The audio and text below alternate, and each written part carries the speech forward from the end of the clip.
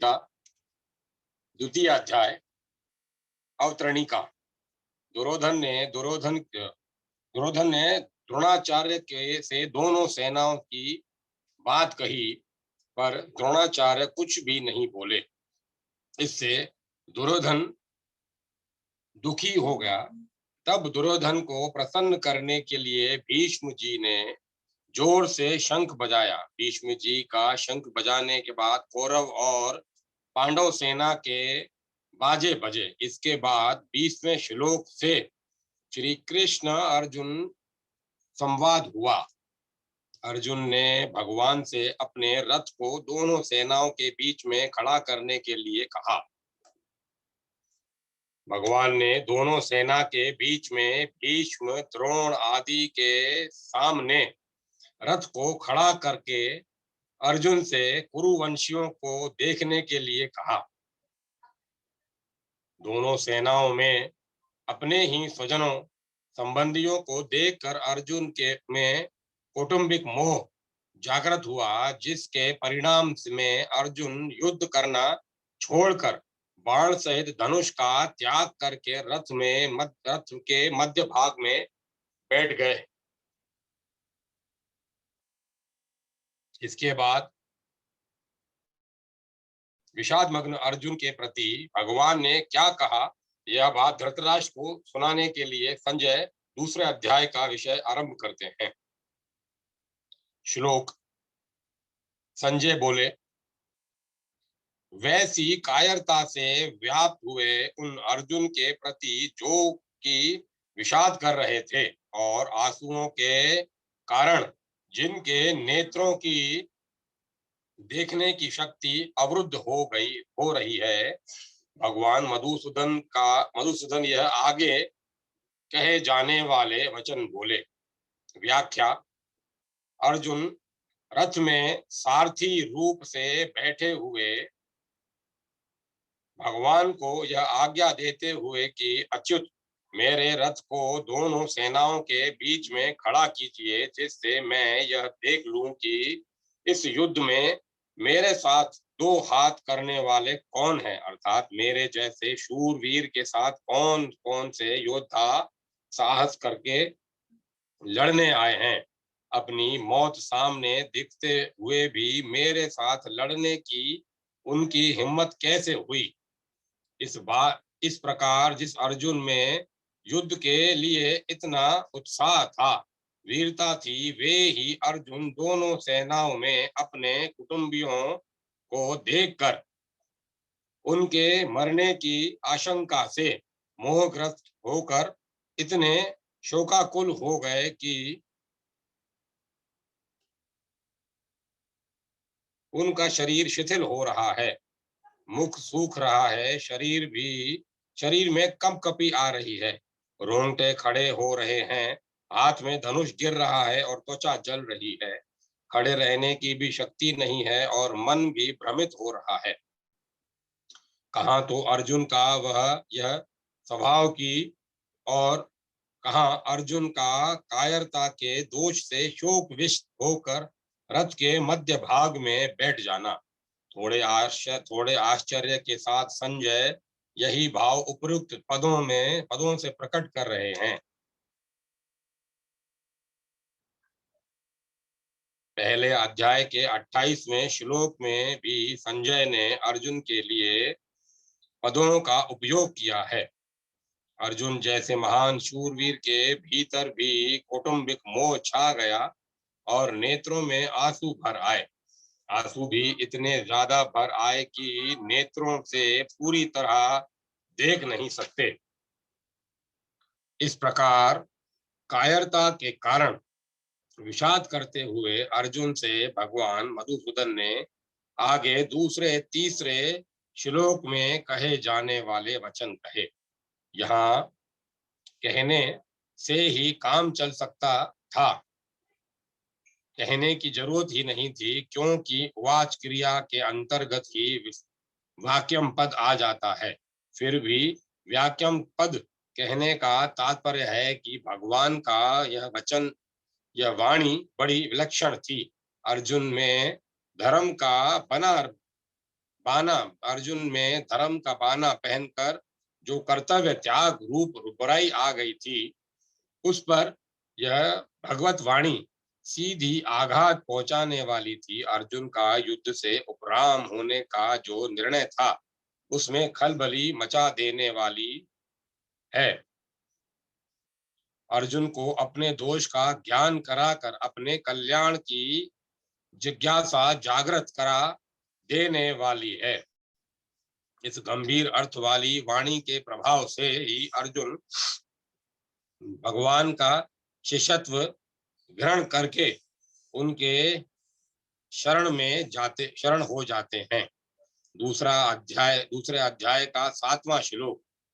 संजय के द्वारा मधुसूदन पद कहने का तात्पर्य है कि भगवान श्री कृष्ण मधु नामक दैत्य को मारने वाले अर्थात दुष्ट स्वभाव वालों का संहार करने वाले हैं। इसीलिए वे दुष्ट स्वभाव वाले दुर्योधन आदि का नाश करवाए बिना रहेंगे नहीं। संबंध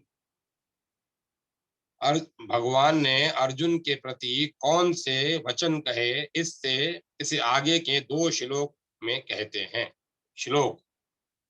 श्री भगवान बोले, हे अर्जुन, इस विषम अवसर पर तुम्हें यह कायरता कहाँ से प्राप्त हुई, जिसका कि श्रेष्ठ पुरुष सेवन नहीं करते, जो स्वर्ग को देने वाली नहीं है और कीर्ति करने वाली भी नहीं है। व्याख्या। अर्जुन, यह शब्द, यह संबोधन देने का तात्पर्य है कि तुम स्वच्छ निर्मल अंतःकरण वाले हो, अतः तुम्हारे स्वभाव में कालुष्य कायरता का आना बिल्कुल विरुद्ध बात है। फिर यह तुम्हारे में कैसे आ गई? भगवान आश्चर्य प्रकट करते हुए अर्जुन से कहते हैं कि ऐसे युद्ध के मौके पर तो तुम्हारे में शूरवीरता उत्साह आना चाहिए था, पर इस बेमौके पर तुम्हारे में यह कायरता कहाँ से आ गई? आश्चर्य 2 तरह से होता है, अपने न जानने के कारण और दूसरे को चेताने के लिए। भगवान का यहाँ जो आश्चर्य पूर्वक बोलना है, वह केवल अर्जुन को चेताने के लिए ही है, जिससे अर्जुन का ध्यान अपने कर्तव्य पर चला जाए। कुतः कहने का तात्पर्य यह है कि मूल में यह कायरता रूपी दोष तुम्हारे में स्वयं में नहीं है, यह तो आगंतुक दोष है जो सदा रहने वाला नहीं है। समुपस्थितम कहने का तात्पर्य है कि यह कायरता केवल तुम्हारे भावों में और वचनों में ही नहीं आई है, किंतु तुम्हारी क्रियाओं में भी आ गई है। यह तुम्हारे पर अच्छी तरह से छा गई है, जिसके कारण तुम धनुष बाण छोड़कर रथ के मध्य भाग में बैठ गए हो। अनार जुष्टम समझदार श्रेष्ठ मनुष्यों में जो भाव पैदा होते हैं, वे अपने कल्याण के उद्देश्य को लेकर ही होते हैं। इसीलिए श्लोक के उत्तरार्ध में भगवान सबसे पहले उपर्युक्त पद ले देकर कहते हैं कि तुम्हारे में जो कायरता आई है, उस कायरता को श्रेष्ठ पुरुष स्वीकार नहीं करते, कारण कि तुम्हारे इस कायरता में अपने कल्याण की बात बिल्कुल नहीं है। कल्याण चाहने वाले श्रेष्ठ मनुष्य प्रवृत्ति और निवृत्ति दोनों में अपने कल्याण का ही उद्देश्य रखते हैं। उनमें अपने कर्तव्य के प्रति कायरता उत्पन्न नहीं होती। परिस्थिति के अनुसार उनको जो कर्तव्य प्राप्त हो जाता है, उसको मैं कल्याण प्राप्ति के उद्देश्य से उत्साह और तत्परता पूर्वक सांगोपांग करते हैं, उसको वे कल्याण प्राप्ति के उद्देश्य से उत्साह और तत्परता पूर्वक सांगोपांग करते हैं। वे तुम्हारे जैसे कायर होकर युद्ध से या अन्य किसी कर्तव्य कर्म से उपरत नहीं होते। अतः युद्ध रूप से प्राप्त कर्तव्य कर्म से उपरत होना तुम्हारे लिए कल्याणकारक नहीं है। अस्वर्गीयम कल्याण की बात सामने न रखकर अगर सांसारिक दृष्टि से भी देखा जाए तो संसार में स्वर्ग लोक ऊंचा है, परंतु तुम्हारी यह कायरता स्वर्ग को देने वाली भी नहीं है। अर्थात कायरता पूर्वक युद्ध में से निवृत्त होने का फल स्वर्ग की प्राप्ति भी नहीं हो सकता।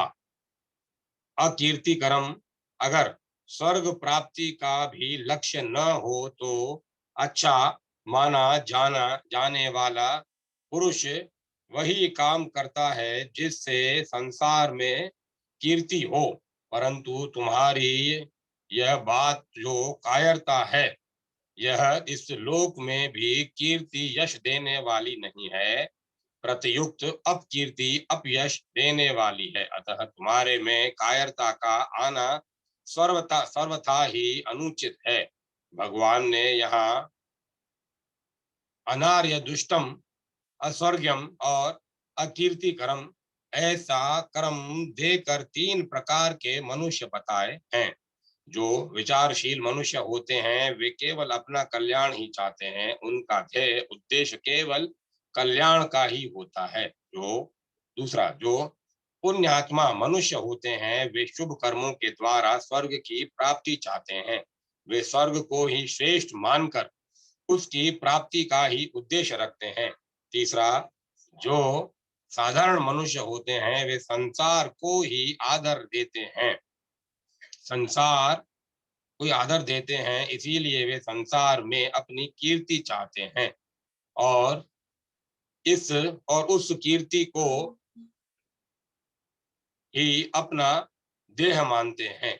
उपयुक्त तीनों पद देकर भगवान अर्जुन को सावधान करते हैं कि तुम्हारा जो यह युद्ध न करने का निश्चय है यह विचारशील और पुण्यात्मा मनुष्यों का देह कल्याण और स्वर्ग को प्राप्त करने वाला भी नहीं है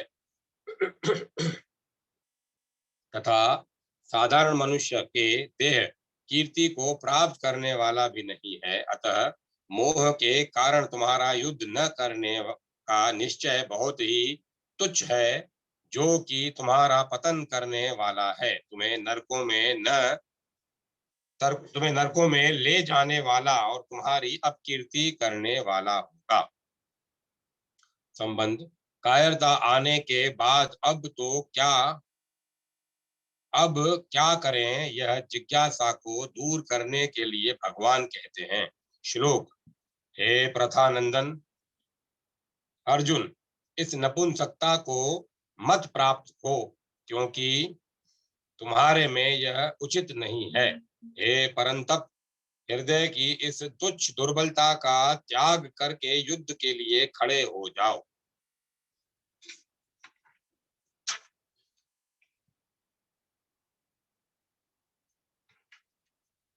वीरता का भाव जागृत करने के लिए भगवान अर्जुन को पार्थ नाम से संबोधित करते हैं। तात्पर्य है कि अपने में कायरता लाकर तुम्हें माता की आज्ञा का उल्लंघन नहीं करना चाहिए।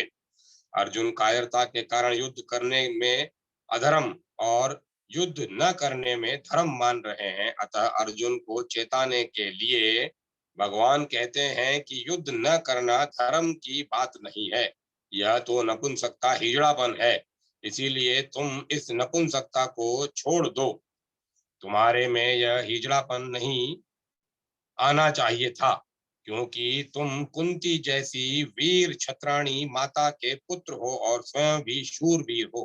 तात्पर्य है कि तुम जन्म से और अपनी प्रकृति से भी यह नपुंसकता तुम्हारे में सर्वथा अनुचित है।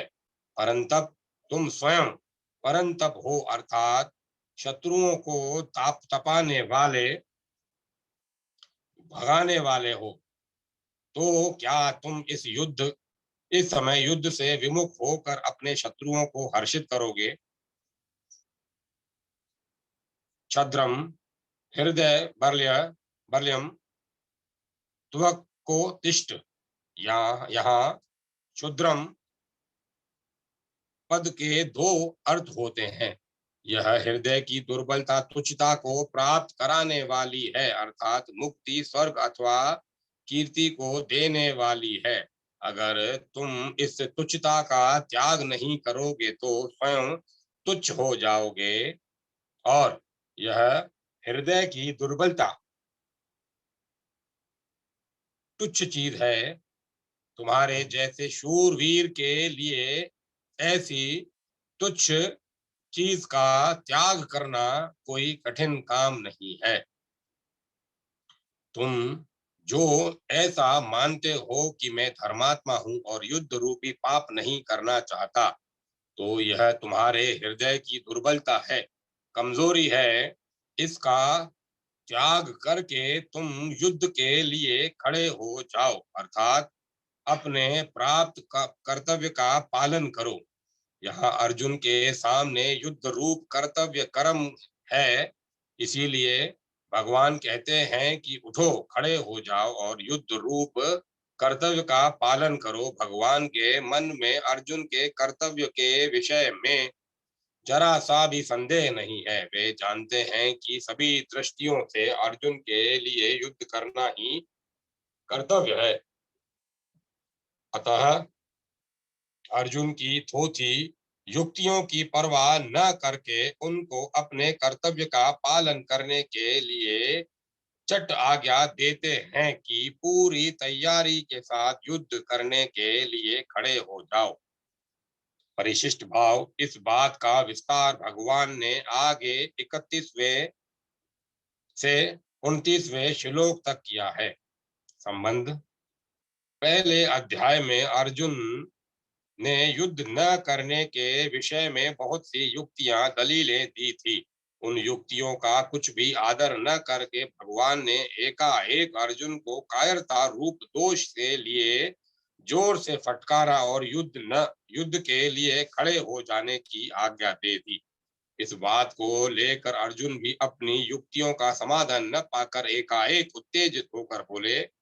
श्लोक अर्जुन बोले, हे मधुसूदन, मैं रणभूमि में भीष्म और द्रोण के साथ बाणों से कैसे युद्ध करूं, क्योंकि हे अरिसुदन, ये दोनों ही पूजा के योग्य हैं।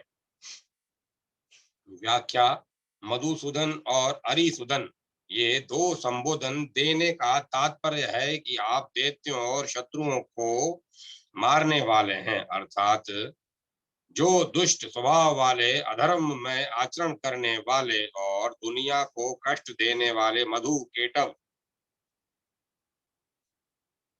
आदि दैत्य हैं।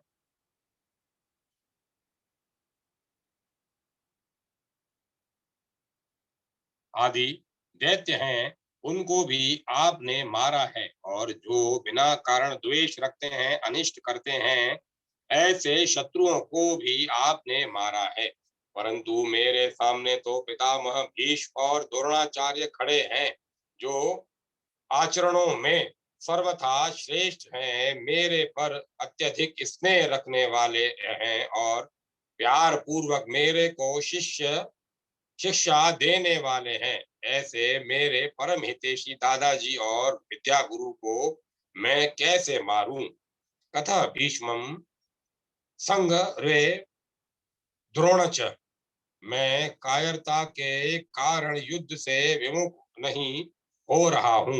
प्रत्युक्त धर्म को देखकर युद्ध से विमुख हो रहा हूँ, परंतु आप कह रहे हैं कि यह कायरता, यह नपुंसकता तुम्हारे में कहाँ से आ गई।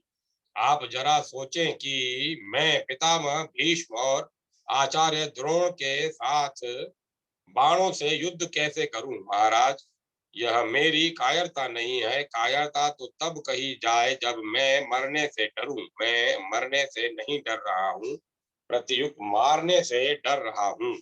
संसार में दो ही तरह के संबंध मुख्य हैं, जन्म संबंध और विद्या संबंध। जन्म के संबंध से तो पितामह भीष्म हमारे पूजनीय हैं। बचपन से ही मैं उनकी गोद में पला हूँ। बचपन में जब मैं उनको पिताजी पिताजी कहता, तब वे प्यार से कहते कि मैं तो तेरे पिता का भी पिता हूँ। इस तरह वे मेरे पर बड़ा ही प्यार स्नेह रखते आए हैं। विद्या के संबंध में आचार्य द्रोण हमारे पूजनीय हैं। वे मेरे विद्या गुरु हैं। उनका मेरे पर इतना स्नेह है कि उन्होंने खास अपने पुत्र अश्वत्थामा को भी मेरे समान नहीं पढ़ाया। उन्होंने ब्रह्मास्त्र को चलाना तो दोनों को सिखाया, पर ब्रह्मास्त्र का उपसंहार करना मेरे को ही सिखाया, अपने पुत्र को नहीं। उन्होंने मेरे को यह वरदान भी दिया है कि मेरे शिष्यों में अस्त्र शस्त्र कला में तुम्हारे से बढ़कर दूसरा कोई नहीं होगा। ऐसे पूजनीय पितामह भीष्म और आचार्य द्रोण के सामने तो वाणी से रे तू ऐसा कहना भी उनकी हत्या करने के समान पाप है। फिर मारने की इच्छा से उनके साथ बाणों से युद्ध करना कितनी भारी पाप की बात है। इशुभि प्रति योत्स्यामि पूजहो। संबंध में बड़े होने के नाते पितामह भीष्म और आचार्य द्रोण ये दोनों ही आदरणीय और पूजनीय हैं। इनका मेरे पर पूरा अधिकार है, अतः ये तो मेरे पर प्रहार कर सकते हैं, पर मैं उन पर बाणों से कैसे प्रहार करूं? उनका प्रतिद्वंदी होकर युद्ध करना तो मेरे लिए बड़े पाप की बात है, क्योंकि ये दोनों ही मेरे द्वारा सेवा करने योग्य है, और सेवा से भी बढ़कर पूजा करने योग्य है। ऐसे पूज्य जनों को मैं बाणों से कैसे मारूं? संबंध। पूर्व श्लोक में अर्जुन ने उत्तेजित होकर भगवान से अपना निर्णय कह दिया। अब भगवत वाणी का असर होने पर अर्जुन अपने और भगवान के निर्णय का संतुलन करके कहते हैं। श्लोक। महानुभाव, गुरुजनों को न मारकर इस लोक में मैं भिक्षा का अन्न खाना भी श्रेष्ठ समझता हूँ, क्योंकि गुरुजनों को मारकर यहाँ रक्त से सने हुए तथा धन की कामना की मुख्यता वाले भोगों को ही तो भोगूंगा। व्याख्या। इस श्लोक में ऐसा प्रतीत होता है कि दूसरे तीसरे श्लोक में भगवान के कहे हुए वचन अब अर्जुन के भीतर असर कर रहे हैं। इससे अर्जुन के मन में यह विचार आ रहा है कि भीष्म द्रोण आदि गुरुजनों को मारना धर्म युक्त नहीं है। ऐसा जानते हुए भी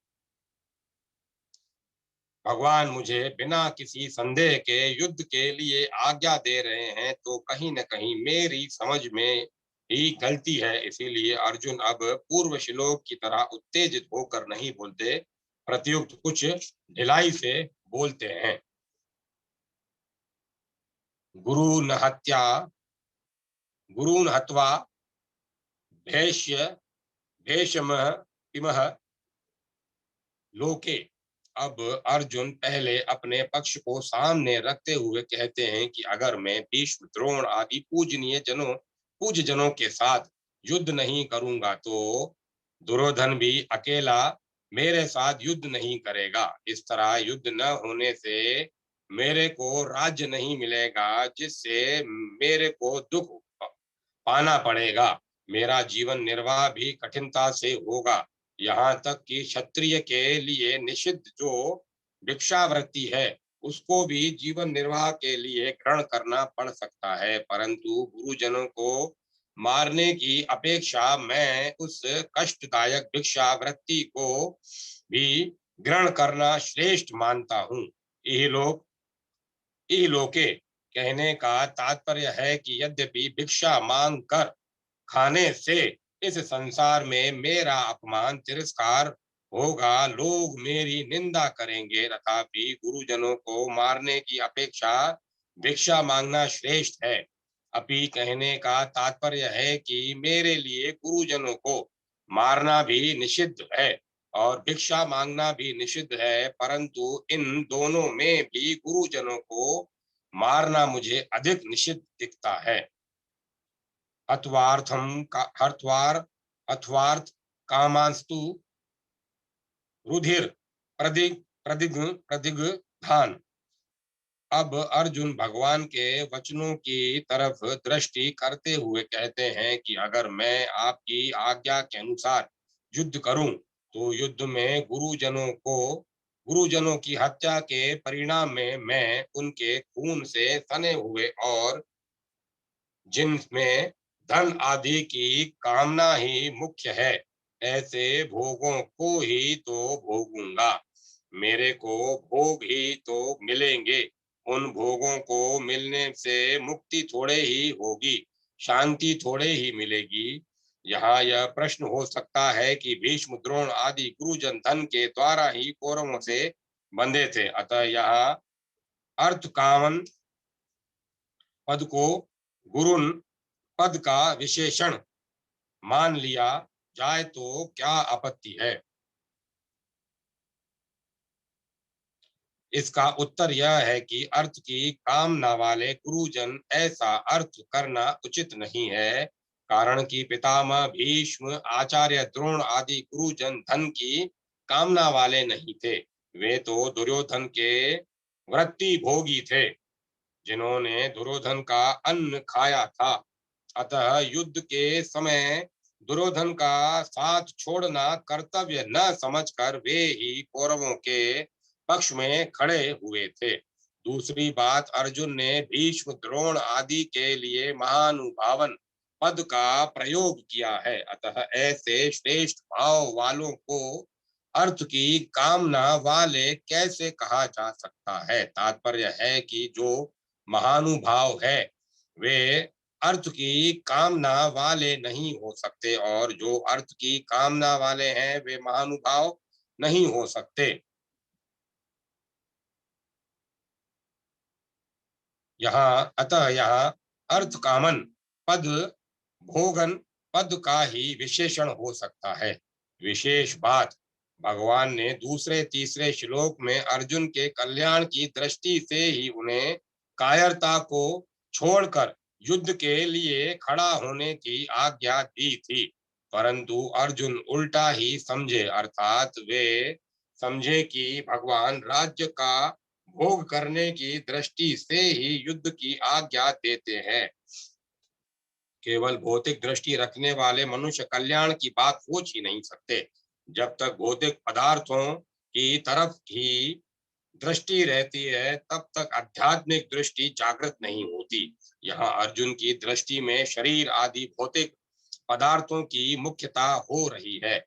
वे कौटुंबिक मोह ममता में फंसकर धर्म को ही भौतिक दृष्टि से ही देख रहे हैं।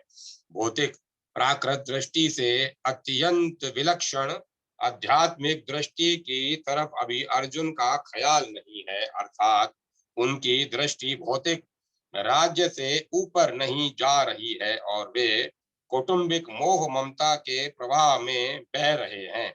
इसीलिए वे ऐसा समझ रहे हैं कि युद्ध में प्रवृत्त कराकर भगवान मुझे राज्य दिलाना चाहते हैं, जबकि वास्तव में भगवान उनका कल्याण करना चाहते हैं।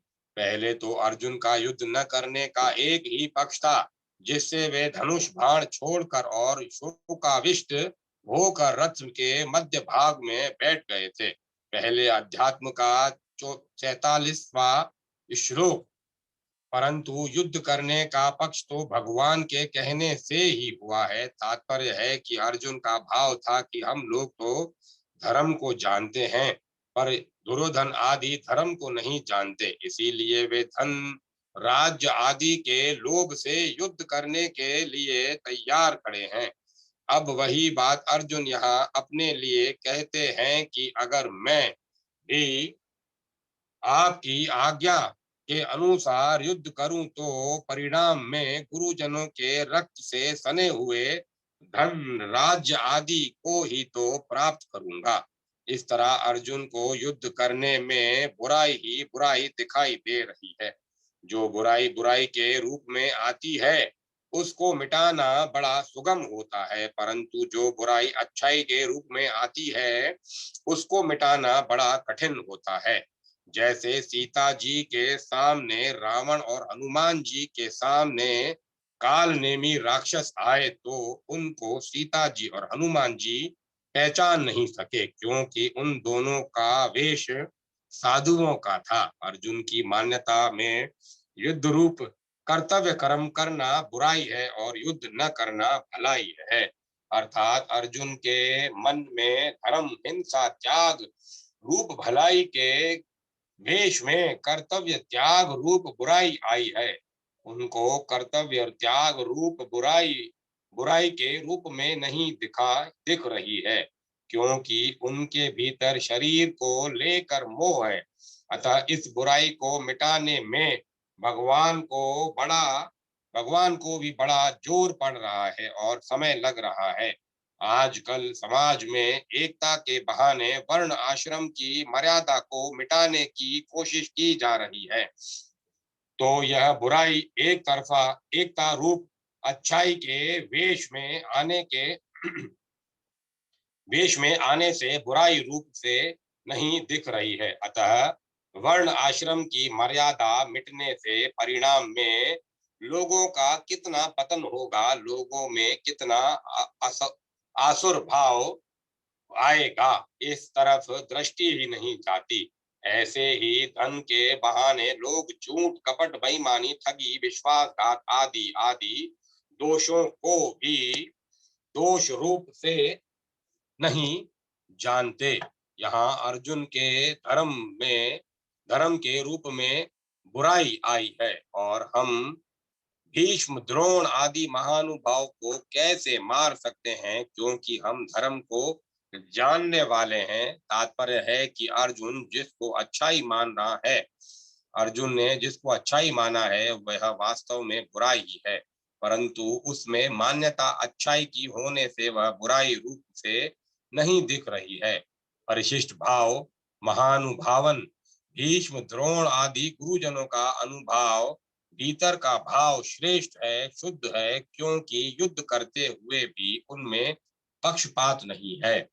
संबंध भगवान के वचनों में ऐसी विलक्षणता है कि वे अर्जुन के भीतर अपना प्रभाव डालते जा रहे हैं, जिससे अर्जुन को अपने युद्ध न करने के निर्णय में अधिक संदेह होता जा रहा है। ऐसी अवस्था को प्राप्त हुए अर्जुन कहते हैं, श्लोक, हम यह भी नहीं जानते कि हम लोगों के लिए युद्ध करना और न करना, इन दोनों में से कौन सा अत्यंत श्रेष्ठ है, अथवा हम उन्हें जीतेंगे या वे हमें जीतेंगे। जिनको मारकर हम जीना भी नहीं चाहते, वे ही धृतराष्ट्र के संबंधी हमारे सामने खड़े हैं। व्याख्या, न चेत द्विध कर्तन कर्तनो गरिह, मैं युद्ध करूं अथवा न करूं, इन दोनों बातों का निर्णय मैं नहीं कर पा रहा, कारण कि आपकी दृष्टि में तो युद्ध करना ही श्रेष्ठ है, पर मेरी दृष्टि में गुरुजनों को मारना पाप होने के कारण युद्ध न करना ही श्रेष्ठ है।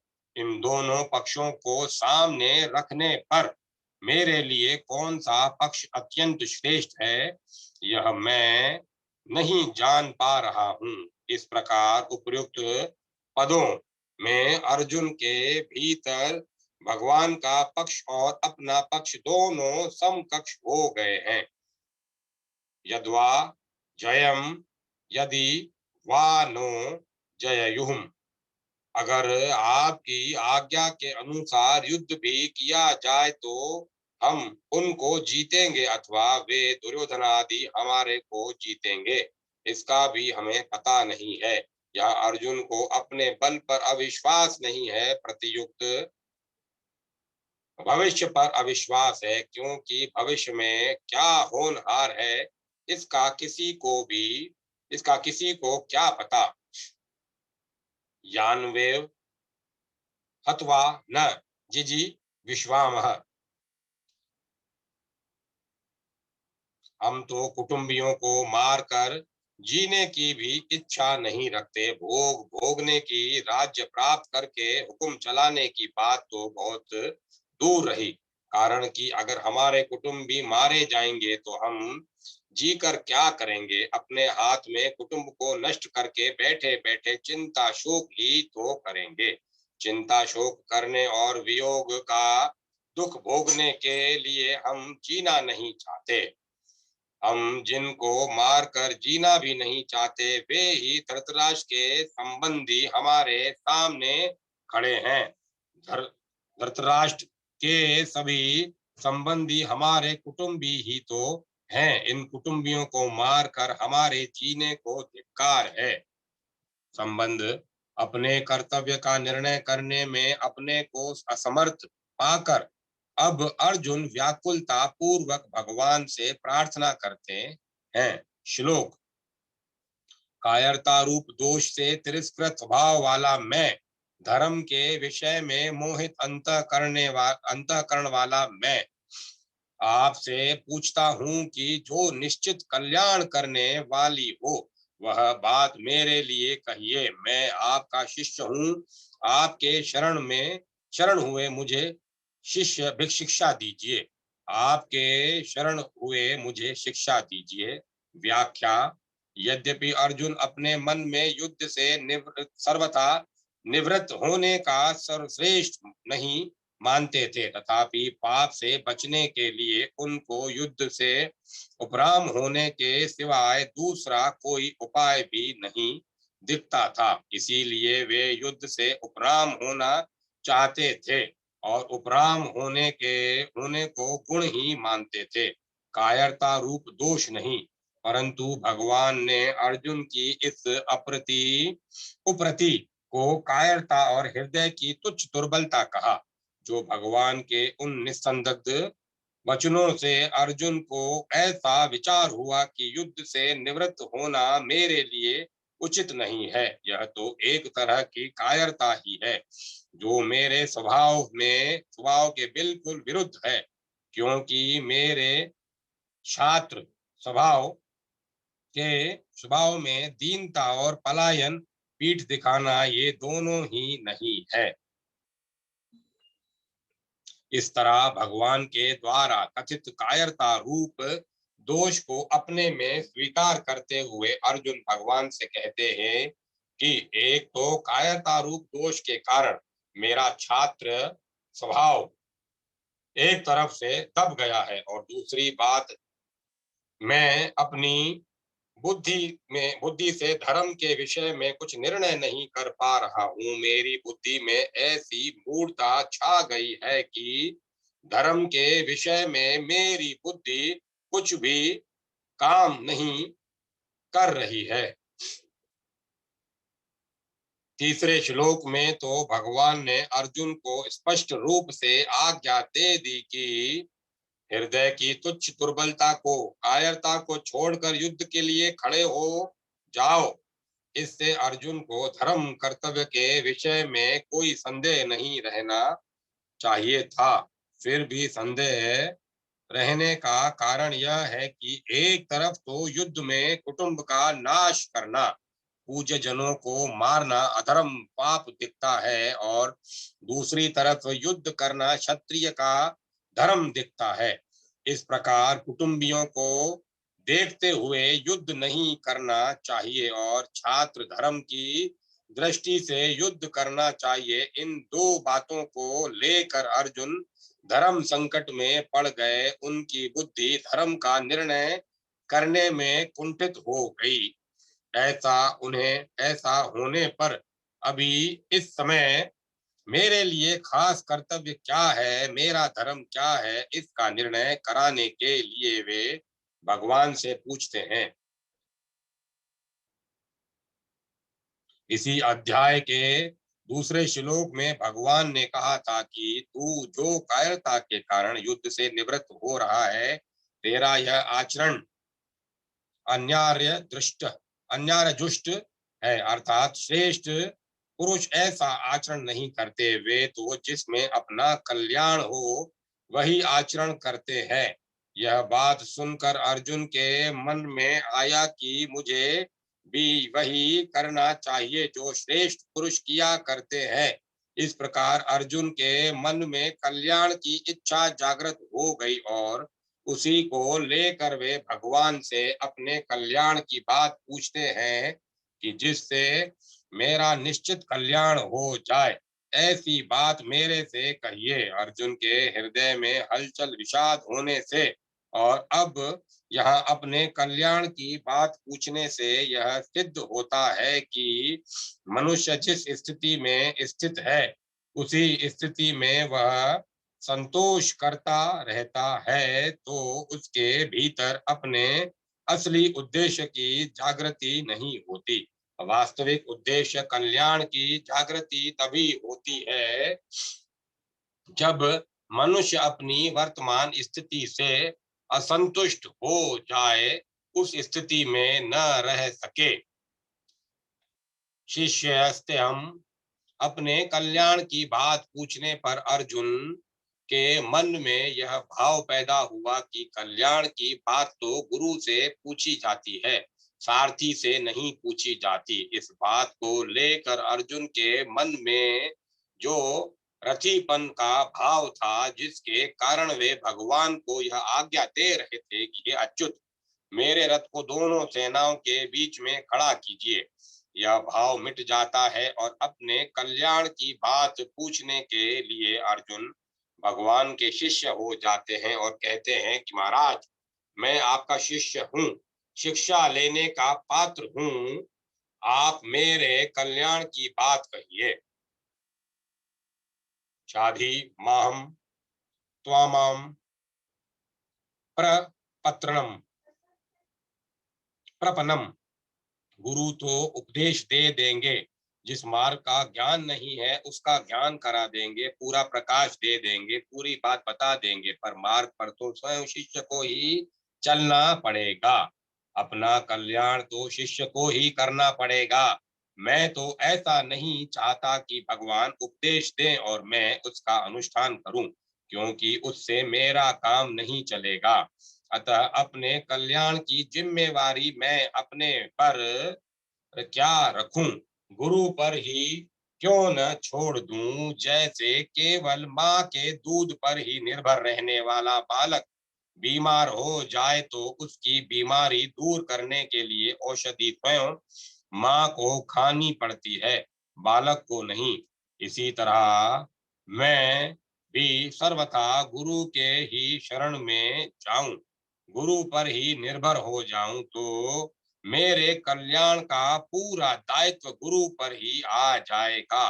स्वयं गुरु को ही मेरा कल्याण करना पड़ेगा। इस भाव से अर्जुन कहते हैं कि मैं आपके शरण हूँ, मेरे ही को शिक्षा दीजिए। यहाँ अर्जुन त्वाम प्रपन्नम पदों से भगवान के शरण होने की बात तो कहते हैं, पर वास्तव में सर्वथा शरण हुए नहीं है। अगर वे सर्वथा शरण हो जाते तो फिर उनके द्वारा शाधिमाम, मेरे को शिक्षा दीजिए, यह कहना नहीं बनता, क्योंकि सर्वथा शरण होने पर शिष्य का अपना कोई कर्तव्य रहता ही नहीं। दूसरी बात, आगे 9वें श्लोक में अर्जुन कहेंगे कि मैं युद्ध नहीं करूंगा, न युद्ध से। अर्जुन की वह बात भी शरणागति के विरुद्ध पड़ती है, कारण कि शरणागत होने के बाद मैं युद्ध करूंगा या नहीं करूंगा, क्या करूंगा और क्या नहीं करूंगा, यह बात रहती ही नहीं। उसको यह पता ही नहीं रहता कि शरण्य क्या कराएंगे और क्या नहीं कराएंगे।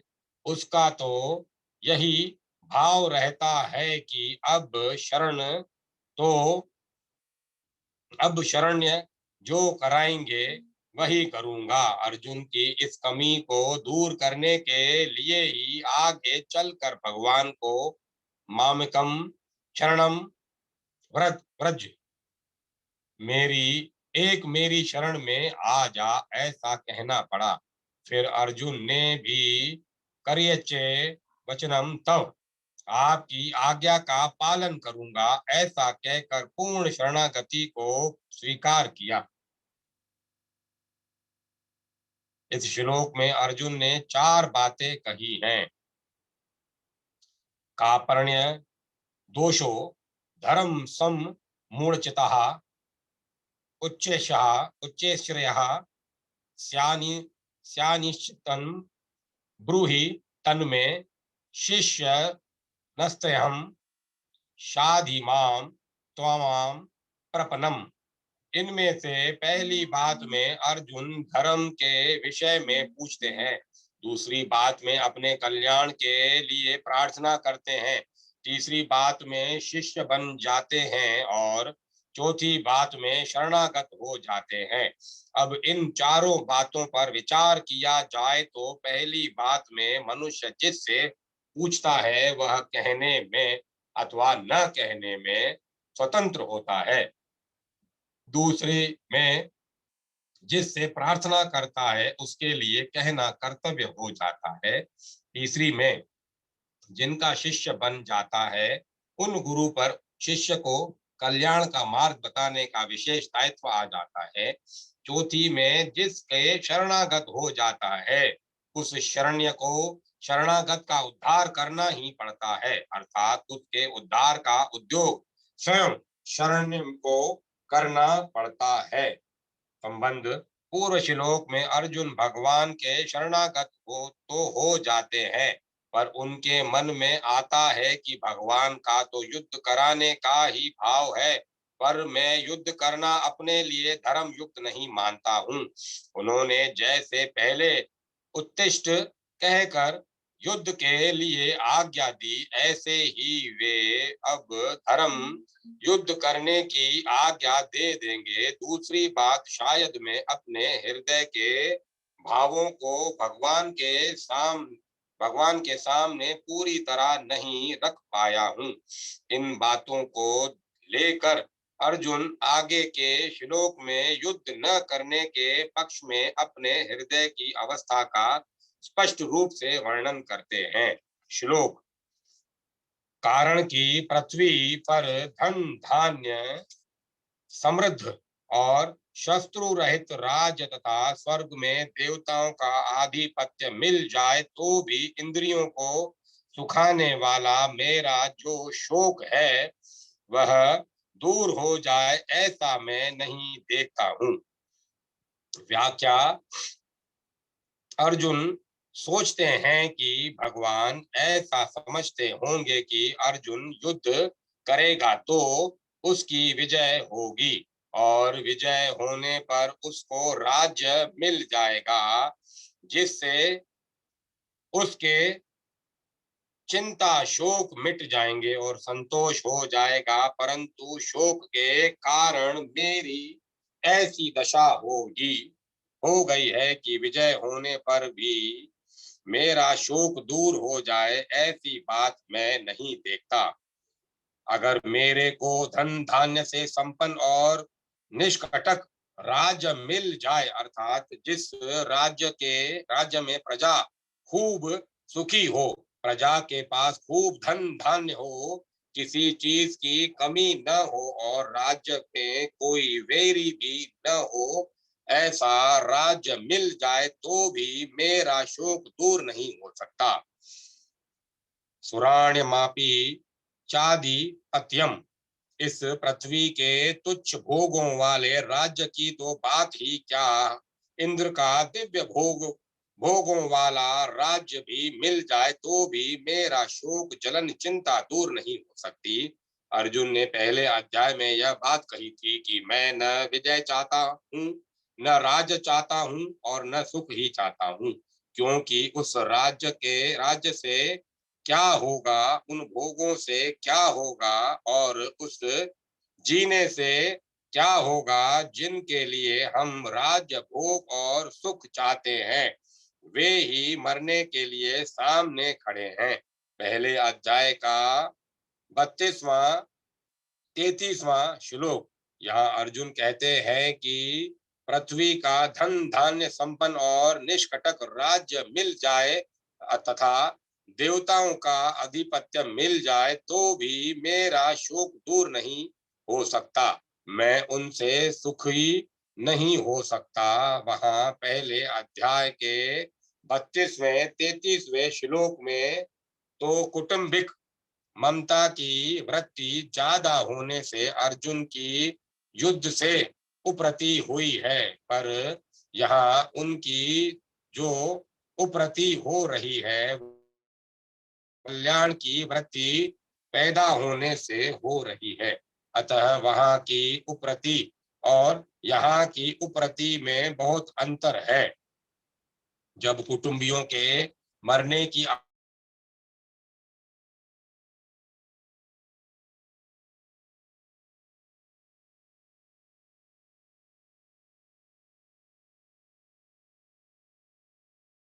उपरीति में बहुत अंतर है। जब कुटुंबियों के मरने की आशंका से ही मेरे को इतना शोक हो रहा है, तब मेरे मरने पर मेरे को कितना शोक होगा। अगर मेरे को राज्य के लिए शोक होता तो वह राज्य के मिलने से मिट जाता, परंतु कुटुंब के नाश की आशंका से होने वाला शोक राज्य के मिलने से कैसे मिटेगा।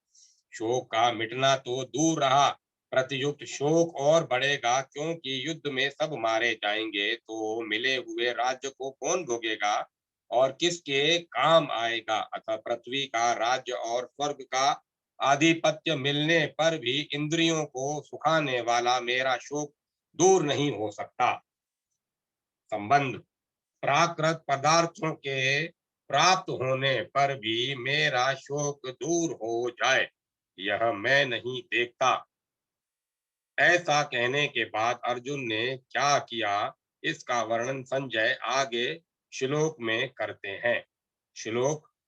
संजय बोले, हे शत्रुतापन धृतराष्ट्र, ऐसा कहकर निंद्रा को जीतने वाले अर्जुन अंतर्यामी भगवान गोविंद से मैं युद्ध नहीं करूंगा ऐसा साफ साफ कहकर चुप हो गए। व्याख्या। अर्जुन ने अपना और भगवान का दोनों का पक्ष सामने रखकर उन पर विचार किया तो अंत में वे ही इसी निर्णय पर पहुंचे इसी निर्णय पर पहुंचे कि युद्ध करने से अधिक राज्य प्राप्त हो जाएगा, मान हो जाएगा, संसार में यश हो जाएगा, परंतु मेरे हृदय में जो शोक है, चिंता है, दुख है, वे दूर नहीं होंगे।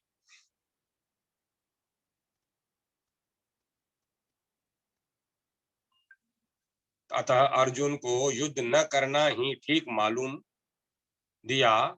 यद्यपि अर्जुन भगवान की बात का आदर करते हैं और उसको मानना भी चाहते हैं, परंतु युद्ध उनके भीतर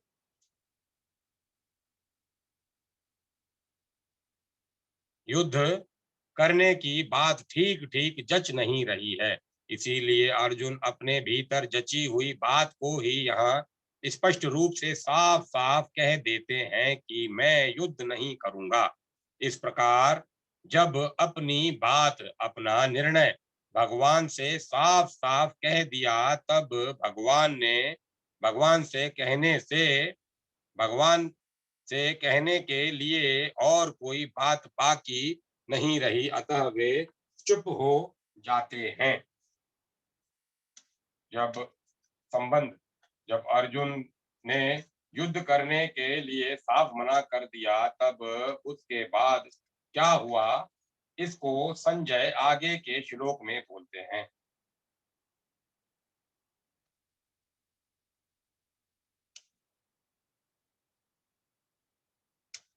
श्लोक। हे भरत वंशोद्भव धृतराष्ट्र, दोनों सेनाओं के मध्य भाग में विषाद करते हुए उस अर्जुन के प्रति हंसते हुए से भगवान ऋषिकेश यह आगे कहे जाने वाले वचन बोले। व्याख्या। अर्जुन ने बड़ी शूरवीरता और उत्साह पूर्वक योद्धाओं को देखने के लिए भगवान से दोनों सेनाओं के बीच में रथ खड़ा करने के लिए कहा था। अब वहीं पर अर्थात दोनों सेनाओं के बीच में अर्जुन विषाद मग्न हो गए। वास्तव में दोनों वास्तव में होना यह चाहिए था कि वे जिस उद्देश्य से आए थे उस उद्देश्य के अनुसार युद्ध के लिए खड़े हो जाते, परंतु उस उद्देश्य को छोड़कर अर्जुन चिंता शोक में फंस गए। अतः अब दोनों सेनाओं के बीच में ही भगवान शोक मग्न अर्जुन को उपदेश देना आरंभ करते हैं, विशेषतः से हंसते हुए की तरह। एक तात्पर्य प्रसन्न प्रसन्न का तात्पर्य है कि अर्जुन का भाव बदलने को देखकर, अर्थात पहले जो युद्ध करने का भाव था वह अब विषाद में बदल गया, इसको देखकर भगवान को हंसी आ गई। दूसरी बात, अर्जुन ने पहले दूसरे अध्याय के 7वें श्लोक में कहा था कि मैं आपके शरण हूँ, मेरे को शिक्षा दीजिए, अर्थात मैं युद्ध करूं या ना करूं, मेरे को क्या करना चाहिए इसकी शिक्षा दीजिए। परंतु यहाँ मेरे कुछ बोले बिना अपनी तरफ से ही निश्चय कर लिया कि मैं युद्ध नहीं करूंगा। यह देखकर भगवान की हंसी भगवान को हंसी आ गई। कारण भगवान को हंसी आ गई कारण कि शरणागत होने पर मैं क्या करूं और क्या नहीं करूं, यदि कुछ भी सोचने का अधिकार नहीं रहता, इसका तो इसको तो इतना ही उसको तो इतना ही अधिकार रहता है कि शरण्य जो काम कहता है वही काम करे। अर्जुन भगवान के शरण होने के बाद मैं युद्ध नहीं करूंगा ऐसा एक कहकर एक तरफ से शरणागत होने से हट गए। इस बात को लेकर भगवान को हंसी आ गई। एव का तात्पर्य है कि जोर से हंसी आने पर भी भगवान मुस्कुराते हुए बोले। जब कह अर्जुन ने यह कह दिया कि मैं युद्ध नहीं करूंगा, तब भगवान को यही कह देना चाहिए था कि जैसी तेरी मर्जी आए वैसा ही कर, अच्छी तथा कुरु यथेच्छसी यथ तथा कुरु। परंतु भगवान ने यही समझा कि मनुष्य जब चिंता शोक से विकल हो जाता है तब वह अपने कर्तव्य का निर्णय न कर सकने के कारण कभी कुछ तो कभी कुछ बोल उठता है। यही दशा अर्जुन की हो रही है। अतः भगवान के हृदय में अर्जुन के प्रति अत्यधिक स्नेह होने के कारण कृपालुता उमड़ पड़ी। कारण कि भगवान साधक के वचनों की तरफ ध्यान न देकर उसमें भाव की तरफ ही देखते हैं।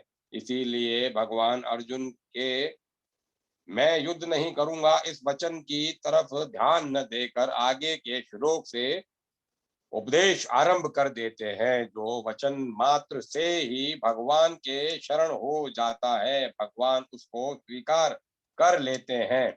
भगवान के हृदय में भगवान के हृदय में प्राणियों के प्रति कितनी दयालुता है। ऋषिकेश कहने का तात्पर्य है कि भगवान अंतर्यामी हैं, अर्थात प्राणियों के भीतर भावों को जानने वाले हैं। भगवान अर्जुन के भीतरी भावों को जानते हैं कि अभी तो कौटुंबिक मोह के वेग के कारण और राज्य मिलने से अपना शोक मिटता न देखने के कारण यह कह रहा है कि मैं युद्ध नहीं करूंगा। परंतु जब इसको स्वयं चेत होगा तब यह बात ठहरेगी नहीं और मैं जैसा कहूंगा वैसा ही यह वैसा ही यह करेगा। इदम वच वचः इदम वचः उवाच। पदों में केवल उवाच कहने से ही काम चल सकता था, क्योंकि उवाच के अंतर्गत ही वचः पद का अर्थ आ जाता है और वचः पद देना पुनरुक्ति दोष दिखता है।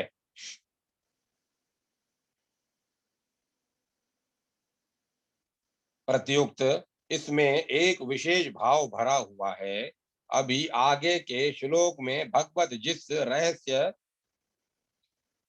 रहस्य में ज्ञान को प्रकट करके उसे सरलता से संबोध भाषा में समझाते हुए बोलेंगे, उसकी तरफ लक्ष्य करने के लिए यहाँ वचः पद दे दिया है। परिशिष्ट भाव धर्म भूमि कुरुक्षेत्र के एक भाग में कौरव सेना खड़ी है और दूसरे भाग में पांडव सेना। दोनों सेनाओं के मध्य भाग में श्वेत घोड़ों से युक्त एक महान रथ खड़ा है। उस रथ के एक भाग में भगवान श्री कृष्ण बैठे हैं और एक भाग में अर्जुन। अर्जुन के निमित्त मनुष्य मात्र का कल्याण करने के लिए भगवान अपना अलौकिक उपदेश आरंभ करते हैं और सर्वप्रथम शरीर तथा शरीरी के विभाग का वर्णन करते हैं। संबंध शोक विष्ट अर्जुन को शोक निवृत्ति का उपदेश देने के लिए भगवान आगे का प्रकरण कहते हैं।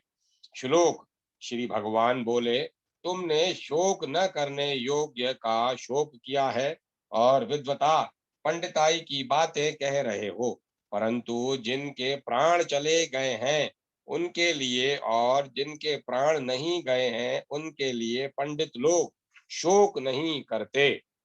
व्याख्या मनुष्य को शोक तब होता है जब वह संसार के प्राणी पदार्थों में दो विभाग कर लेता है कि ये मेरे हैं और ये मेरे नहीं हैं। ये मेरे निजी कुटुंबी हैं और ये मेरे निजी कुटुंबी नहीं है। ये मेरे वर्ण के हैं और ये हमारे वर्ण के नहीं है। ये हमारे आश्रम के हैं और ये हमारे आश्रम के नहीं है। ये हमारे पक्ष के हैं और ये हमारे पक्ष के नहीं है। जो हमारे होते हैं उनमें ममता कामना प्रियता आसक्ति हो जाती है। इन ममता कामना आदि से ही शोक चिंता भय उद्वेग हलचल संताप आदि दोष पैदा होते हैं। ऐसा कोई भी दोष अनर्थ नहीं है जो ममता कामना आदि से पैदा न होता हो। यह सिद्धांत है।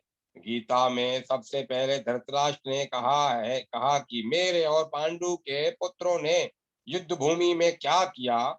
यद्यपि पांडव धृतराष्ट्र को अपने पिता से भी अधिक आदर दृष्टि से देखते थे, तथापि धृतराष्ट्र के मन में अपने पुत्रों के प्रति ममता थी। अतः उनका अपने पुत्रों में और पांडवों में भेदभाव पूर्वक पक्षपात था कि ये मेरे हैं और ये मेरे नहीं है। जो ममता धृतराष्ट्र में थी वही ममता अर्जुन में भी पैदा हुई, परंतु अर्जुन की वह ममता धृतराष्ट्र की ममता के अनुसार नहीं थी। हृदय में धृतराष्ट्र की तरह पक्षपात नहीं था, अतः वे सभी को स्वजन कहते हैं। द्वेष्टम स्वजनम और धृतराष्ट्र और दुर्योधन आदि को भी स्वजन कहते हैं। स्वजनम ही कथम तत् हत्वा सुखिनः स्वाम माधव। तात्पर्य है कि अर्जुन की संपूर्ण कुरुवंशियों में ममता थी और उस ममता के कारण ही उसके मरने की आशंका से अर्जुन को शोक हो रहा है। इस शोक को मिटाने के लिए भगवान ने अर्जुन को गीता का उपदेश दिया है, जो इस 11वें श्लोक से आरंभ होता है।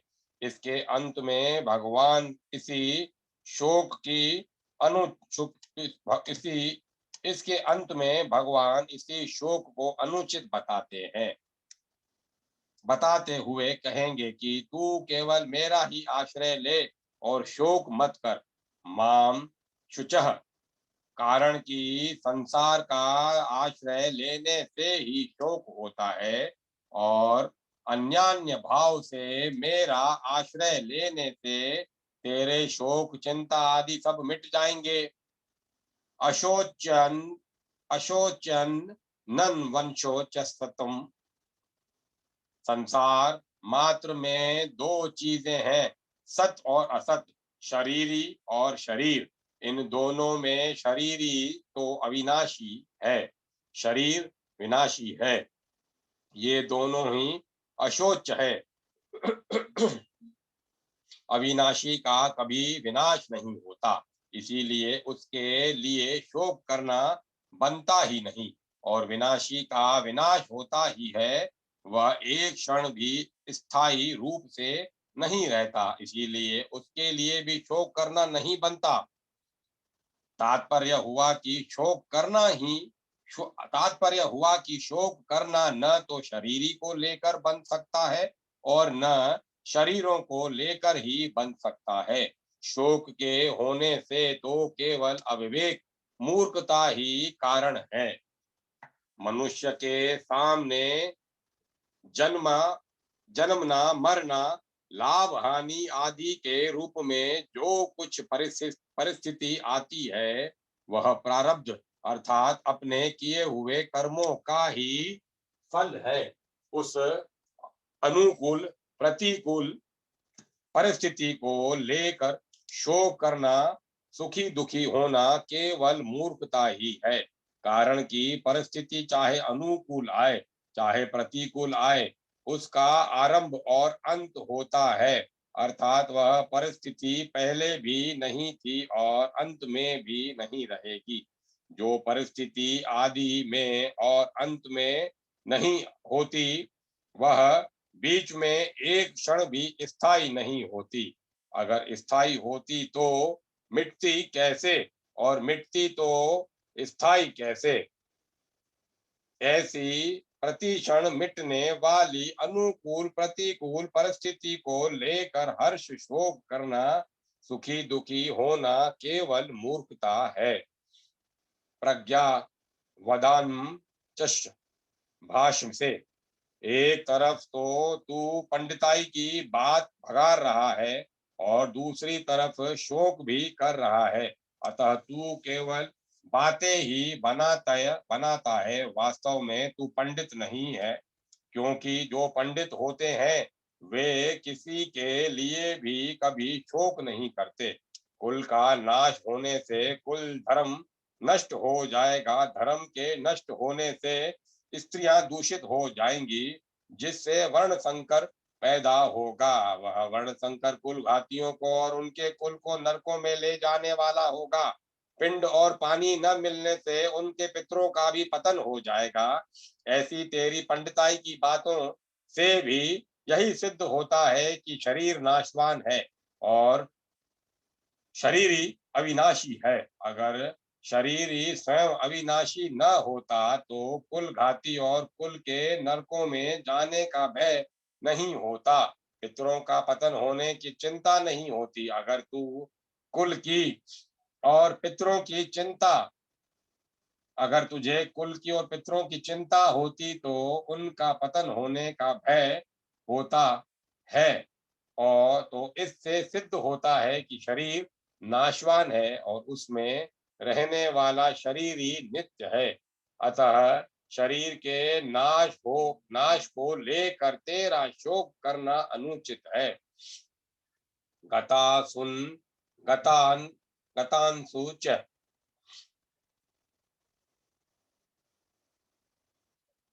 सबके पिंड प्राण का वियोग अवश्वाम्भी है।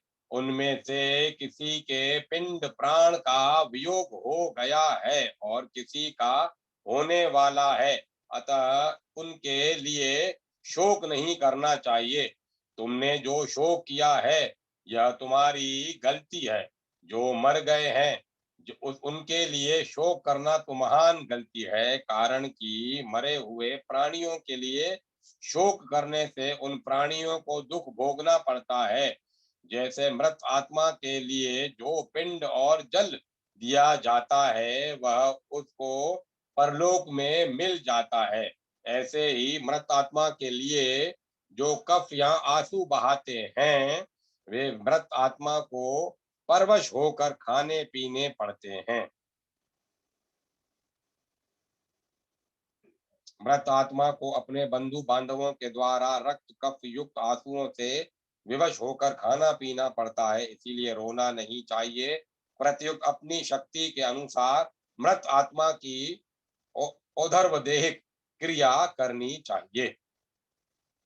जो अभी जी रहे हैं उनके लिए भी शोक नहीं करना चाहिए, उनको तो पालन पोषण करना चाहिए, उनका तो पालन पोषण करना चाहिए, प्रबंध करना चाहिए। उनकी क्या दशा होगी, उनका भरण पोषण कैसे होगा, उनकी सहायता कौन करेगा आदि चिंता शोक कभी नहीं करना चाहिए, क्योंकि चिंता शोक करने से कोई लाभ नहीं है। मेरे शरीर के अंग शिथिल हो रहे हैं, मुख सूख रहा है आदि विकारों से पैदा होने के पैदा होने में मूल कारण है शरीर के साथ एकता मानना। कारण कि शरीर के साथ एकता मानने से ही शरीर का पालन पोषण करने वालों के साथ अपनापन हो जाता है, और उस अपनेपन के कारण ही कुटुंबियों के मरने की आशंका से अर्जुन के मन में चिंता शोक हो रहे हैं, तथा चिंता शोक से ही अर्जुन के शरीर से उपरुक्त विकार प्रकट हो रहे हैं। इसमें भगवान ने गतासुन और अगतासुन के शोक को ही हेतु बताया है। जिनके प्राण चले गए हैं वे गतासुन हैं, और जिनके प्राण नहीं चले गए हैं वे अगतासुन हैं। पिंड और जल न मिलने से पितरों का पतन हो जाता है। पहले अध्याय का 32वां श्लोक यह अर्जुन की गतासुन की चिंता है, और जिनके लिए हम राज्य भोग और सुख चाहते हैं वे ही प्राणों की धन और धन की आशा छोड़कर युद्ध में खड़े हैं। पहले अध्याय का 33वां श्लोक यह अर्जुन की अगतासुन की चिंता है। ये दोनों चिंताएं शरीर को लेकर ही हो रही है, अतः ये दोनों चिंताएं धातु रूप से एक ही है।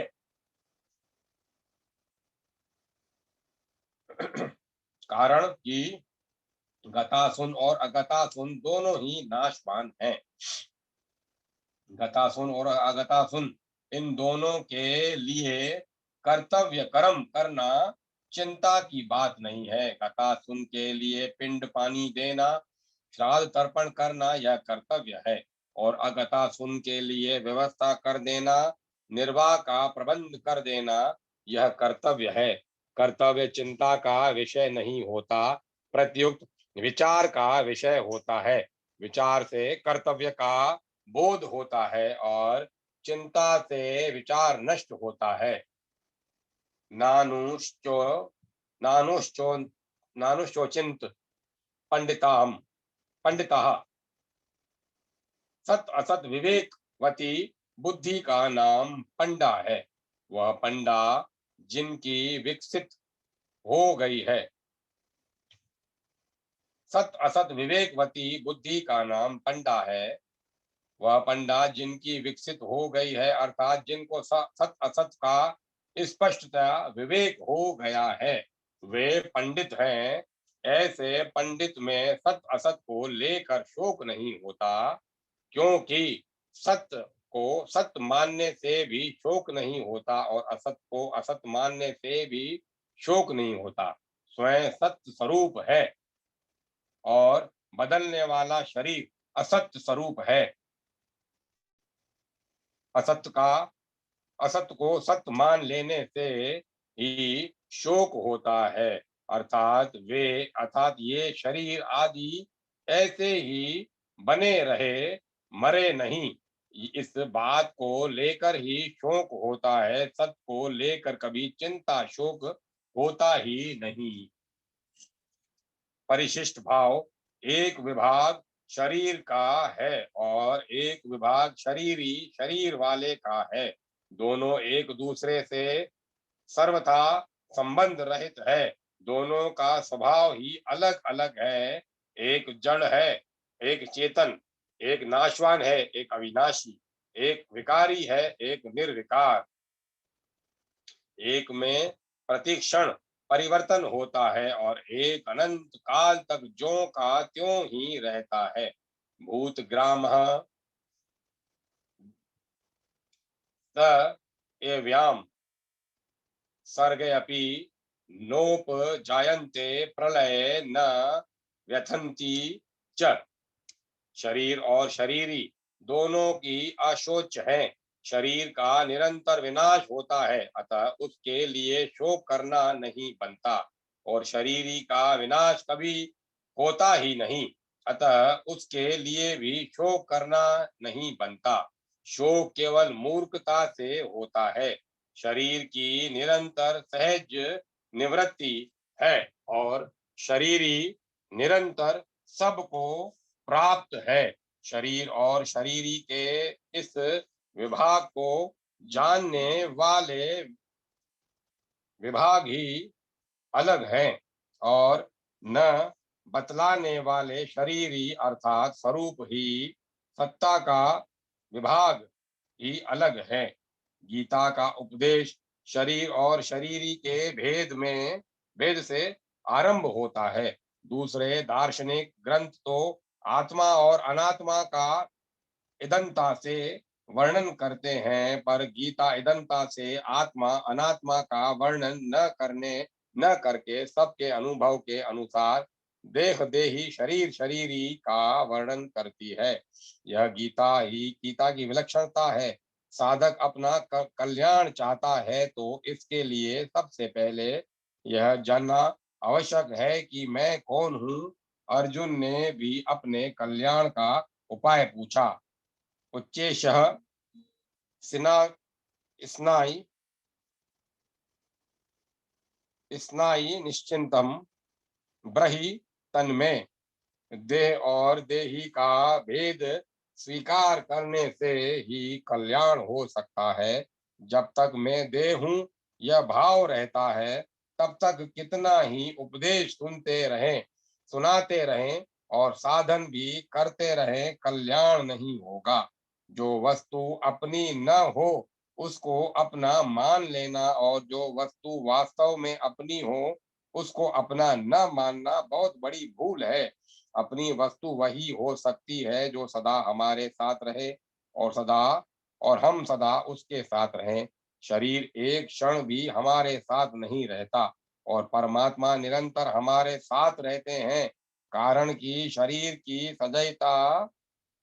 सजातीयता संसार के साथ है और हमारे अर्थात शरीरी की सजयता सजातीयता परमात्मा के साथ है। इसीलिए शरीर को अपना मानना और परमात्मा को अपना न मानना सबसे बड़ी भूल है। इस भूल को मिटाने के लिए भगवान गीता में सबसे पहले शरीर शरीरी के भेद का वर्णन करते हैं और साधक को उद्बोधन करते हैं कि जिसकी मृत्यु होती है वह तुम नहीं हो, अर्थात तुम शरीर नहीं हो। तुम ज्ञाता तुम ज्ञाता जानने वाले हो। शरीर ज्ञ जानने में आने वाला है। गीता 13वें अध्याय का पहला श्लोक। तुम सर्वदेशीय हो, नित्यम नित्यः सर्वगतः, येन सर्वमिदं तत्वम तत्वम। शरीर एक देशीय है, तुम चिन्मय लोक के निवासी हो। शरीर जड़ संसार का निवासी है, तुम मुझ परमात्मा के अंश हो। मेमा मेम ममे वांशो जीव लोके। शरीर प्रकृति का अंश है। मनः षष्ठा निंद्राण्याणि प्रकृति स्थानी। तुम निरंतर अमरता में रहते हो। शरीर निरंतर मृत्यु में रहता है। शरीर की क्षति से तुम्हारे किंचन मात्र भी क्षति नहीं होती। अतः शरीर को लेकर तुम्हें शोक, चिंता, भय आदि नहीं होनी चाहिए। शरीरी किसी शरीर से विलुप्त नहीं है, इसीलिए उसको सर्वव्यापी कहा गया है। सर्वगतः एन सर्वविदम तत्वम।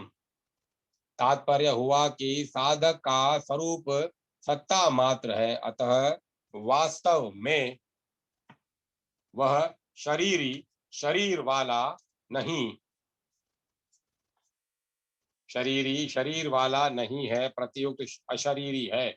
इसीलिए भगवान ने उसको उपयुक्त, उपव्यक्त, अव्यक्त, इसीलिए भगवान ने उसको अव्यक्त भी कहा है। अव्यक्तः अव्यक्तादीनि भूतानि। शरीर प्रतिक्षण नष्ट होने वाला है और असत्य है। असत्य की सत्ता विद्यमान नहीं है। नास्तो विद्यते भावः। जिसकी सत्ता विद्यमान नहीं है, ऐसे असत्य शरीर को लेकर साधक शरीरी शरीर वाला कैसे हो सकता है। इसीलिए साधक शरीर भी नष्ट, इसीलिए साधक शरीर भी नहीं है और शरीरी भी नहीं है, परंतु इस प्रकरण में भगवान ने साधक को समझाने की दृष्टि से उस सत्ता मात्र स्वरूप को शरीरी देही नाम से कहा है। शरीरी कहने का तात्पर्य यह बताना है कि तुम शरीर नहीं हो। जिस समय हम शरीर और शरीरी का विचार करते हैं, उस समय भी शरीर और शरीरी वैसे ही हैं, और जिस समय विचार नहीं करते, उस समय भी वे वैसे ही हैं। विचार करने से वास्तु स्थिति में तो कोई फर्क नहीं पड़ता, पर साधक का मोह मिट जाता है, उसका मनुष्य जन्म सफल हो जाता है। मनुष्य शरीर विवेक प्रधान है, अतः मैं शरीर नहीं हूँ, यह विवेक मनुष्य शरीर में ही हो सकता है। शरीर को मैं मेरा मानना मनुष्य बुद्धि नहीं है, प्रतियुक्त पशु बुद्धि है। इसीलिए श्री सुखदेव जी महाराज राजा परिशिष्ट से कहते हैं,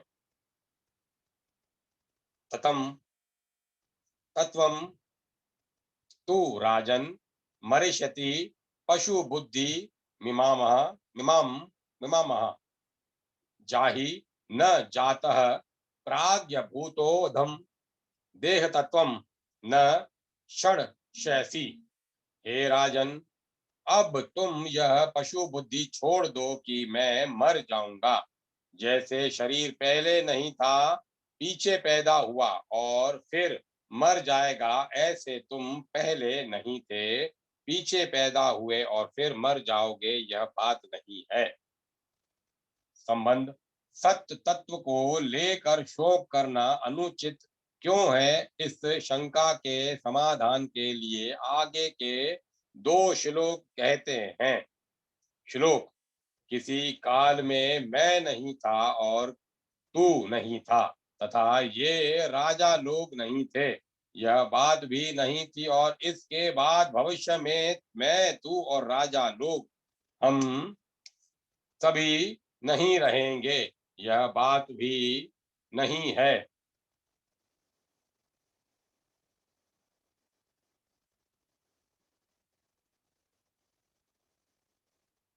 व्याख्या। मात्र संसार में दो ही वस्तु हैं, शरीरी सत्य और शरीर असत्य। ये दोनों ही शोच अशोच हैं, अर्थात शोक न शरीरी शरीर में रहने वाले को लेकर हो सकता है और न शरीर को लेकर ही हो सकता है, कारण कि शरीरी का कभी अभाव होता ही नहीं है और शरीर कभी रह सकता ही नहीं है। इन दोनों के लिए पूर्व श्लोक में जो अशोचयान पद आया है, उसकी व्याख्या अब शरीरी की नियतता, नित्यता और शरीर की अनियतता के रूप में करते हैं। न त्वावाम जातु जना दीपाह। लोगों की दृष्टि से मैंने जब तक अवतार नहीं लिया था, तब तक मैं इस रूप से, कृष्ण रूप से सबके सामने प्रकट नहीं था। और तेरा जब तक जन्म नहीं हुआ था, तब तक तू भी इस रूप से, अर्जुन रूप से सबके सामने प्रकट नहीं हुआ था। तथा इन राजाओं का भी जब तक जन्म नहीं हुआ था, तब तक वे भी इस रूप में, राजा रूप में सबके सामने प्रकट नहीं हुए थे। परंतु मैं, तू और ये राजा लोग इस रूप में, उस इस रूप से प्रकट न होने पर भी पहले नहीं थे, ऐसी बात नहीं है। यही यहाँ मैं, तू और ये राजा पहले थे, ऐसा कहने से ही काम चल सकता था।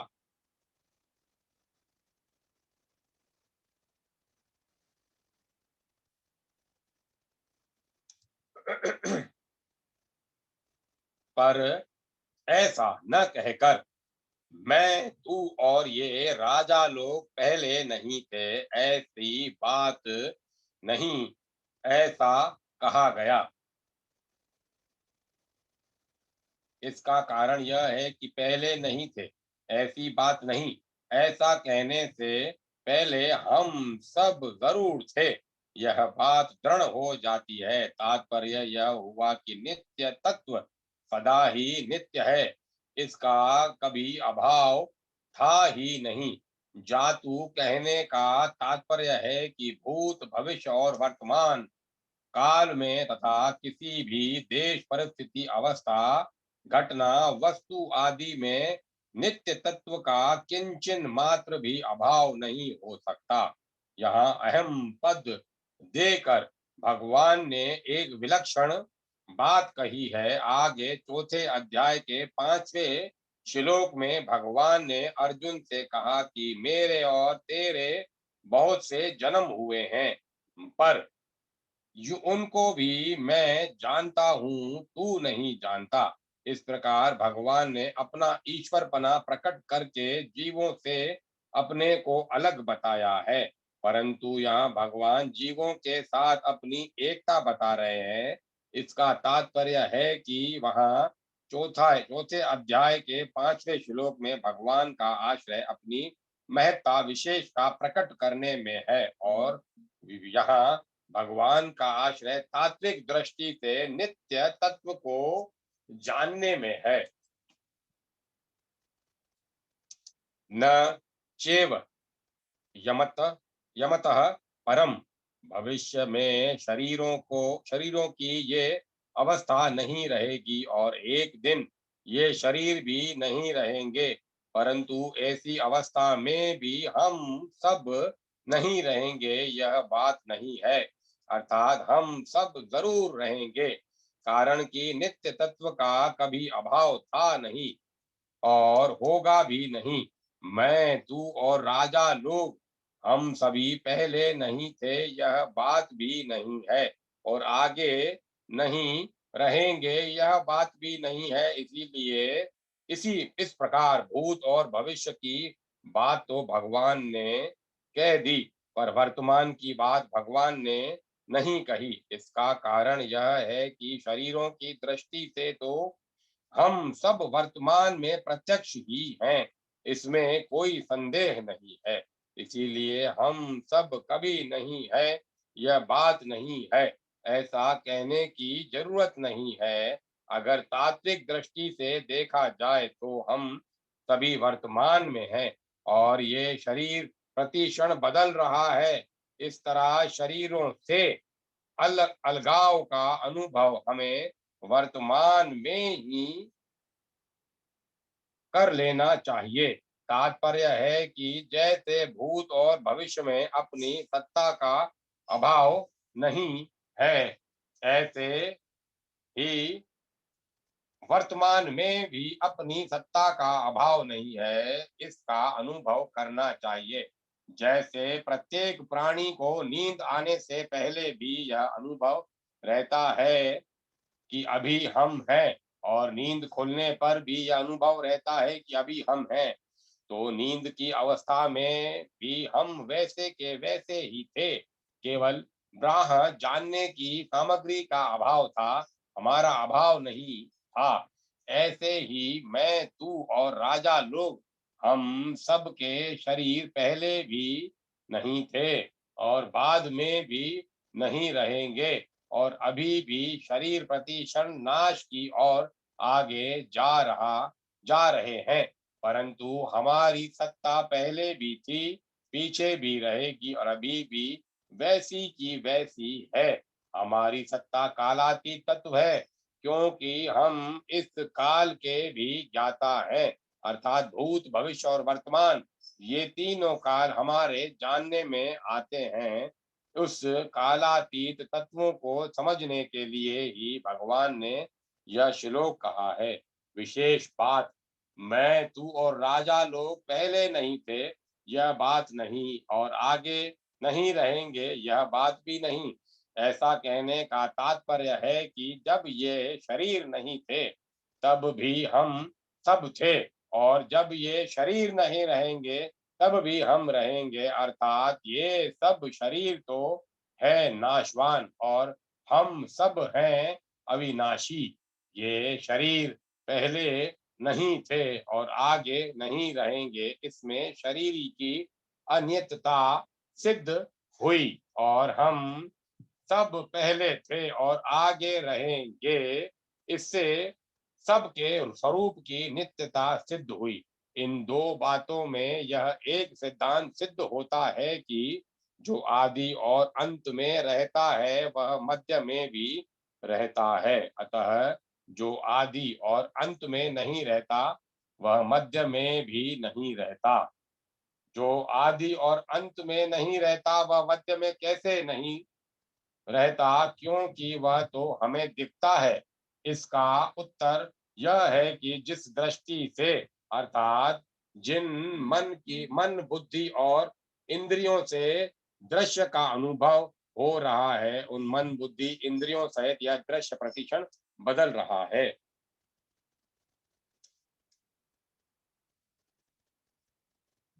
एक बात, वे एक क्षण भी स्थायी नहीं है, ऐसा कहने पर भी जब स्वयं दृश्य के साथ तादात्म्य कर लेता है, तब वह दृष्टा अर्थात देखने वाला बन जाता है।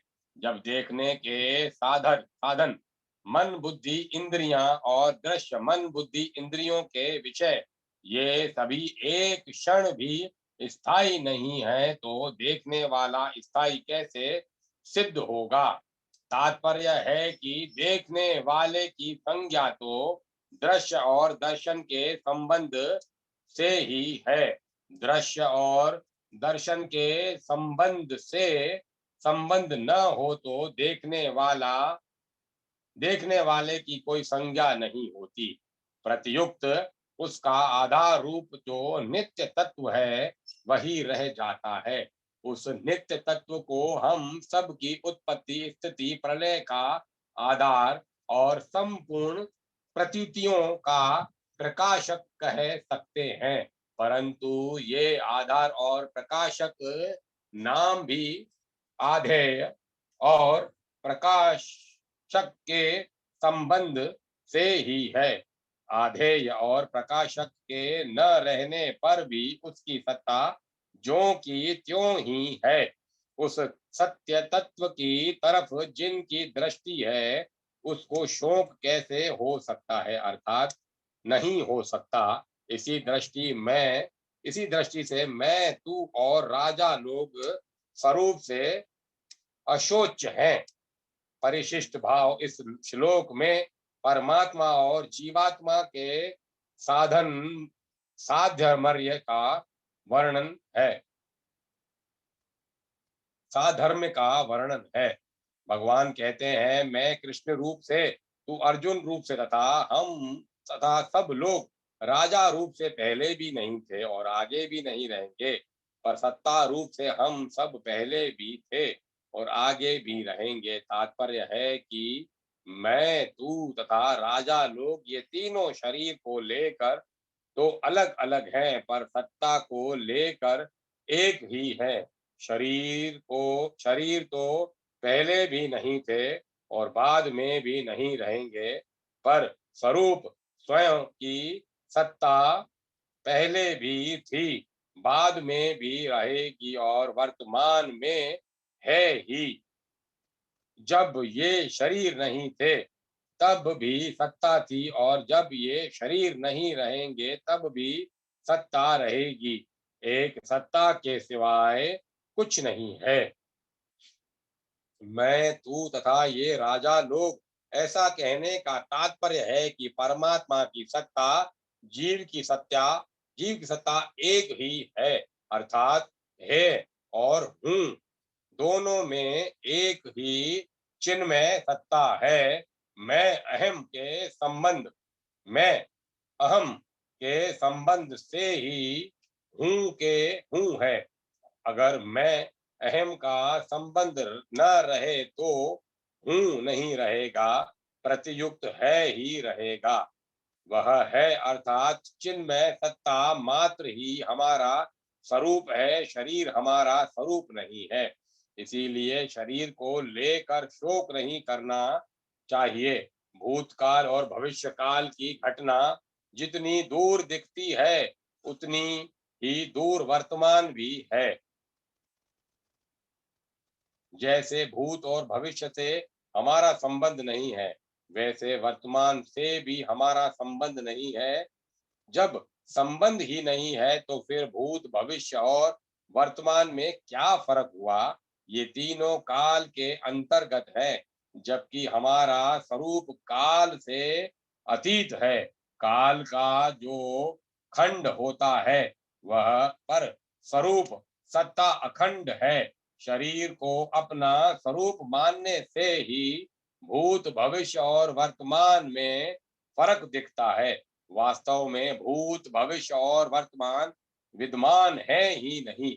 अनेक युग बदल जाएं तो भी शरीर ही बदलता नहीं, वह ही रहता है, क्योंकि वह परमात्मा का अंश है। परंतु शरीर बदलता ही रहता है, क्षण मात्र भी वह नहीं रहता।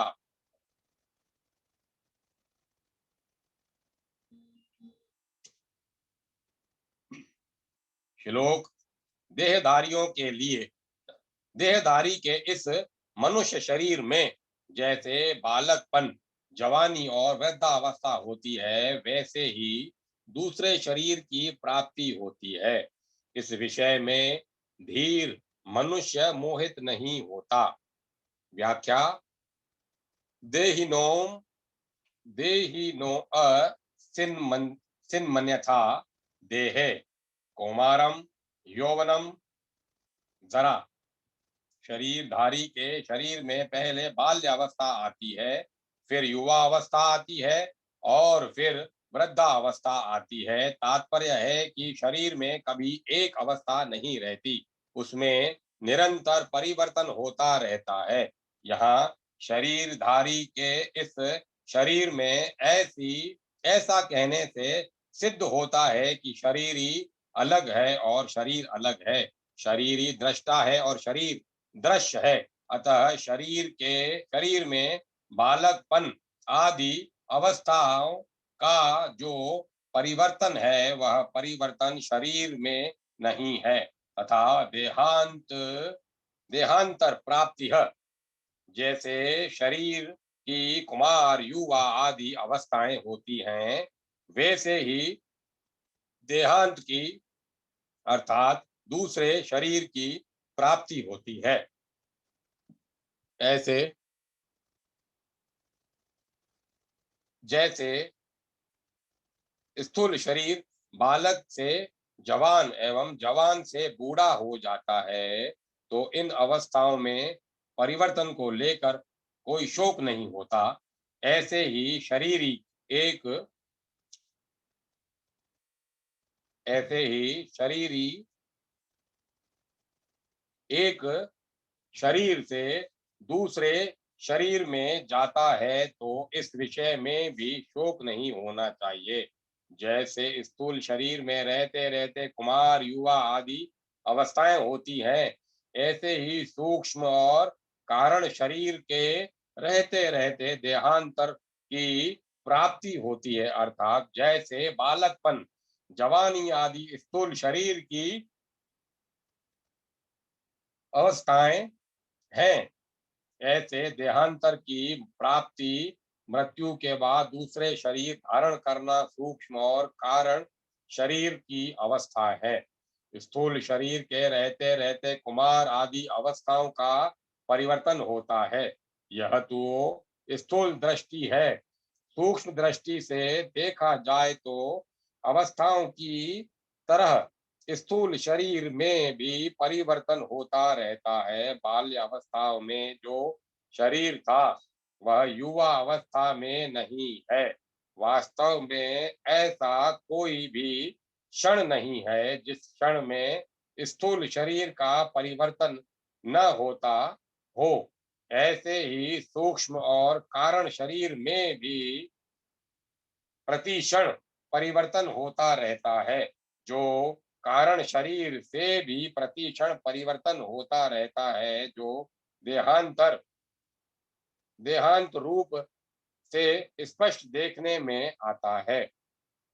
देहांतर की प्राप्ति होने पर स्थूल शरीर तो नष्ट हो जाता है, पर मुक्ति से पहले सूक्ष्म और कारण शरीर नहीं छूटते। जबकि मुक्ति न हो तब तक सूक्ष्म और कारण शरीर के साथ संबंध बना रहता है।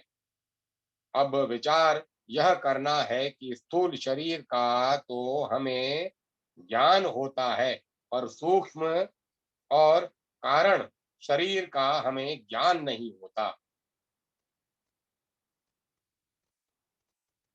अब विचार यह करना है कि स्थूल शरीर का तो हमें ज्ञान होता है, पर सूक्ष्म और कारण शरीर का हमें ज्ञान नहीं होता।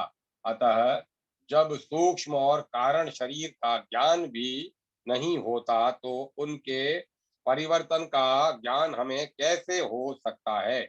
इसका उत्तर है कि जैसे स्थूल शरीर का ज्ञान उसकी अवस्थाओं को लेकर होता है, ऐसे सूक्ष्म और कारण शरीर का ज्ञान भी उसकी अवस्थाओं को लेकर होता है। स्थूल शरीर की जागृत, सूक्ष्म शरीर की स्वप्न और कारण शरीर की सुषुप्ति अवस्था मानी जाती है।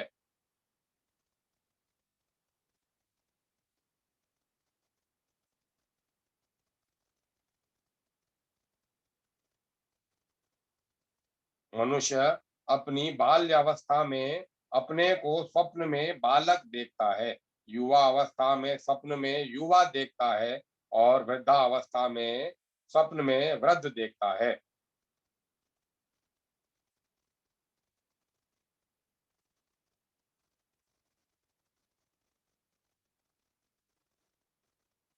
इससे सिद्ध हो गया कि स्थूल शरीर के साथ साथ सूक्ष्म शरीर का भी परिवर्तन होता है।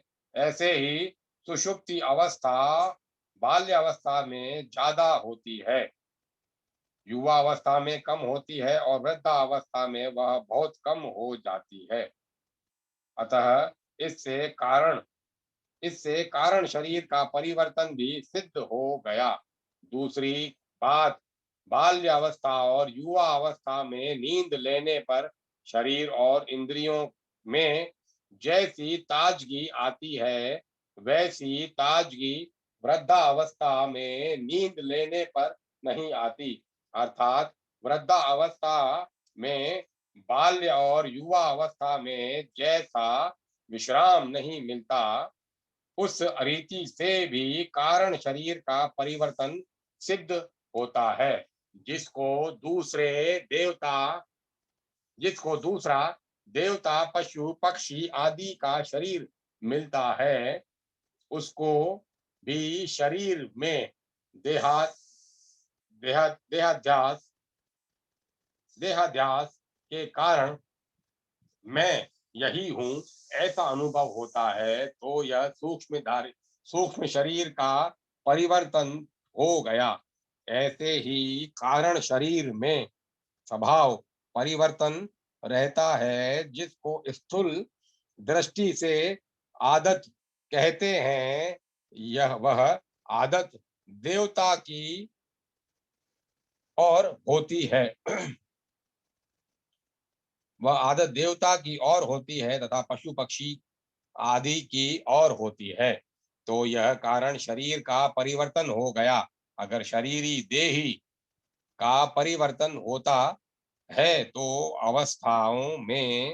अवस्थाओं के बदलने पर भी मैं वही हूँ। शास्त्र में इस ज्ञान को प्रत्यभिक्षा कहा गया है। मैं वही हूँ ऐसा ज्ञान नहीं होता, परंतु अवस्थाओं के बदलने पर भी जो पहले बालक था, जवान था, वही मैं हूँ ऐसा ज्ञान होता है। इससे सिद्ध होता है कि शरीरी में अर्थात स्वयं में परिवर्तन नहीं हुआ है। यहाँ एक शंका हो सकती है कि स्थूल शरीर की अवस्थाओं के बदलने पर तो उनका ज्ञान होता है, पर शरीरांतर की प्राप्ति होने पर पहले के शरीर का ज्ञान क्यों नहीं होता? पूर्व शरीर का ज्ञान न होने के कारण यह है कि मृत्यु और जन्म के समय बहुत ज्यादा कष्ट होता है। इस कष्ट के कारण बुद्धि में पूर्व जन्म की स्मृति नहीं रहती। जैसे लकवा मार जाने पर, अधिक वृद्धावस्था होने पर बुद्धि में पहले जैसा ज्ञान नहीं रहता, ऐसे ही मृत्यु काल में तथा जन्म काल में बहुत बड़ा धक्का लगने पर पूर्व जन्म का ज्ञान नहीं रहता। मनुष्य रोते हुए स्वजनों के बीच में अत्यंत वेदना से अचेत होकर मृत्यु को प्राप्त होता है। निष्क्रियता, निष्क्रामति, कुच्छे, कृच्छेण, निरुश्वासो, हत स्मृति। जन्म के समय उसके श्वास की गति रुक जाती है और पूर्व स्मृति नष्ट हो जाती है।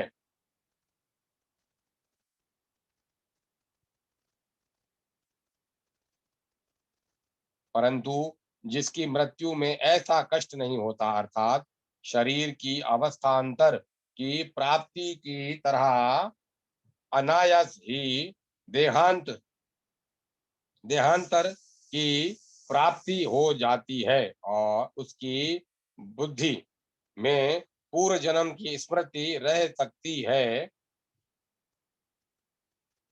अब विचार करें कि जैसा ज्ञान अवस्थान्तर की प्राप्ति में होता है, वैसा ज्ञान देहांतर की प्राप्ति में नहीं होता। मैं हूं, परंतु मैं हूं, इस प्रकार अपनी सत्ता का ज्ञान तो सबको रहता है। जैसे सुषिप्त गाढ़ निद्रा में अपनी अपना कुछ भी ज्ञान नहीं रहता, पर जगने पर मनुष्य कहता है कि ऐसी गाढ़ नींद आई कि मेरे को कुछ पता नहीं रहा। तो कुछ पता नहीं रहा, इसका ज्ञान तो है ही। सोने से पहले मैं जो था वही मैं जागने के बाद हूँ, तो सुषुप्ति के समय भी मैं वही था।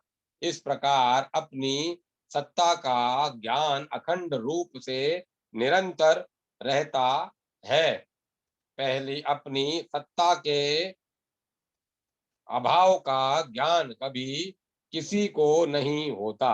शरीरधारी की सत्ता का सद्भाव अखंड रूप से रहता है, तभी तो मुक्ति होती है।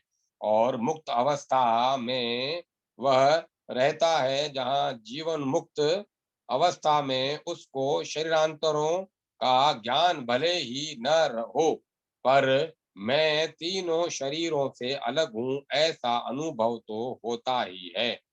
धीर वही है जिसको सत असत का बोध हो गया है। ऐसा धीर मनुष्य उस विषय में कभी मोहित नहीं होता, उसको कभी संदेह नहीं होता। उसका अर्थ यह नहीं है कि उस धीर मनुष्य को देहांतर की प्राप्ति होती है। ऊंच नीच योनियों में जन्म होने का कारण गुणों का संग है। और गुणों से संबंध विच्छेद होने पर धीर मनुष्य को देहांतर की प्राप्ति हो ही नहीं सकती।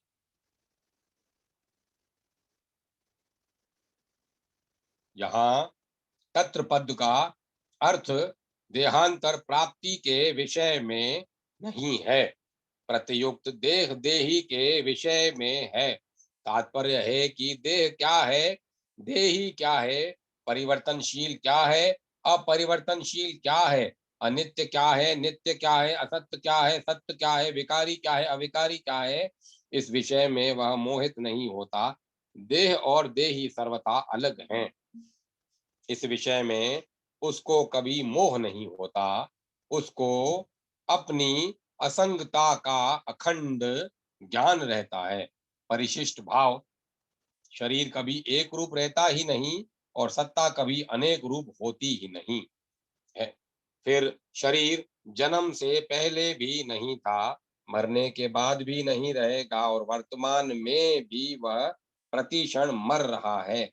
वास्तव में गर्भ में आते ही शरीर के मरने का क्रम परिवर्तन शुरू हो जाता है। बाल्य अवस्था मर जाए तो युवा अवस्था आ जाती है, युवा अवस्था मर जाए तो वृद्धा अवस्था आ जाती है और वृद्धा अवस्था मर जाए तो देहांतर अवस्था अर्थात दूसरे शरीर की प्राप्ति हो जाती है। ये सब अवस्थाएं शरीर की है। बाल, युवा और वृद्ध, ये तीनों अवस्थाएं स्थूल शरीर की हैं और देहांतर की प्राप्ति सूक्ष्म शरीर तथा कारण शरीर की हैं। परंतु स्वरूप की चिन्मय सत्ता इन सभी अवस्थाओं से अतीत है। अवस्थाएं बदलती हैं, स्वरूप वही रहता है। इस कारण शरीर विभाग और सत्ता विभाग को अलग अलग जानने वाला तत्वज्ञ पुरुष कभी किसी अवस्था में भी मोहित नहीं होता। जीव अपने कर्मों का फल भोगने का भोगने के लिए अनेक योनियां अनेक योनियों में जाता है, नरक और स्वर्ग में जाता है। ऐसा कहने मात्र से सिद्ध होता है कि 84 लाख योनियां छूट जाती हैं, स्वर्ग और नर्क नष्ट हो जाते हैं, पर स्वयं शरीर ही वहीं रहता है। योनियां शरीर बदलती है, जीव शरीर ही नहीं बदलता। जीव एक रहता है, तभी तो वह अनेक योनियों में अनेक लोकों में जाता है। जो अनेक योनियों में जाता है वह स्वयं किसी के साथ लिप्त नहीं होता, कभी कहीं नहीं फंसता। अगर वह लिप्त हो जाए, फंस जाए तो फिर 84 लाख योनियों को कौन भोगेगा? स्वर्ग और नरक में कौन जाएगा? मुक्त कौन रहेगा? जन्म जन्मना और मरना हमारा धर्म नहीं है, प्रतियुक्त शरीर का धर्म है। हमारी आयु अनादि और अनंत है, जिसके अंतर्गत अनेक शरीर उत्पन्न होते हैं और मरते रहते हैं। जैसे हम अनेक वस्त्र बदलते रहते हैं, पर वस्त्र बदलने पर हम नहीं बदलते, प्रत्येक वे के वे ही रहते हैं। गीता दूसरे अध्याय का 22वां श्लोक, ऐसे ही अनेक योनियों में जाने पर भी हमारी सत्ता नित्य निरंतर ज्यों की त्यों रहती है। तात्पर्य है कि हमारी स्वतंत्रता और असंगता स्वतः सिद्ध है। हमारा जीवन किसी एक शरीर के अधीन नहीं है। असंग होने के कारण ही हम अनेक शरीरों में जाने पर भी वहीं रहते हैं, पर शरीर के साथ संग मान लेने के कारण हम अनेक शरीरों को धारण करते रहते हैं।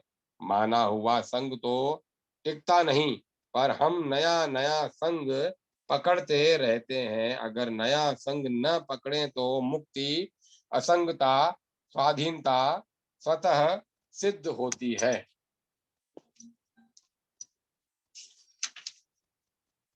अब मैं कथा को ही विराम देता हूँ। कल आगे इसका प्रारंभ करेंगे। गोविंद हरे गोपाल हरे गोविंद हरे गोपाल हरे जय जय प्रभु दीन दयाल हरे गोविंद हरे गोपाल हरे जय जय प्रभु दीन दयाल हरे। चलो भैया, आप सबको राम राम, सबको हरिओम।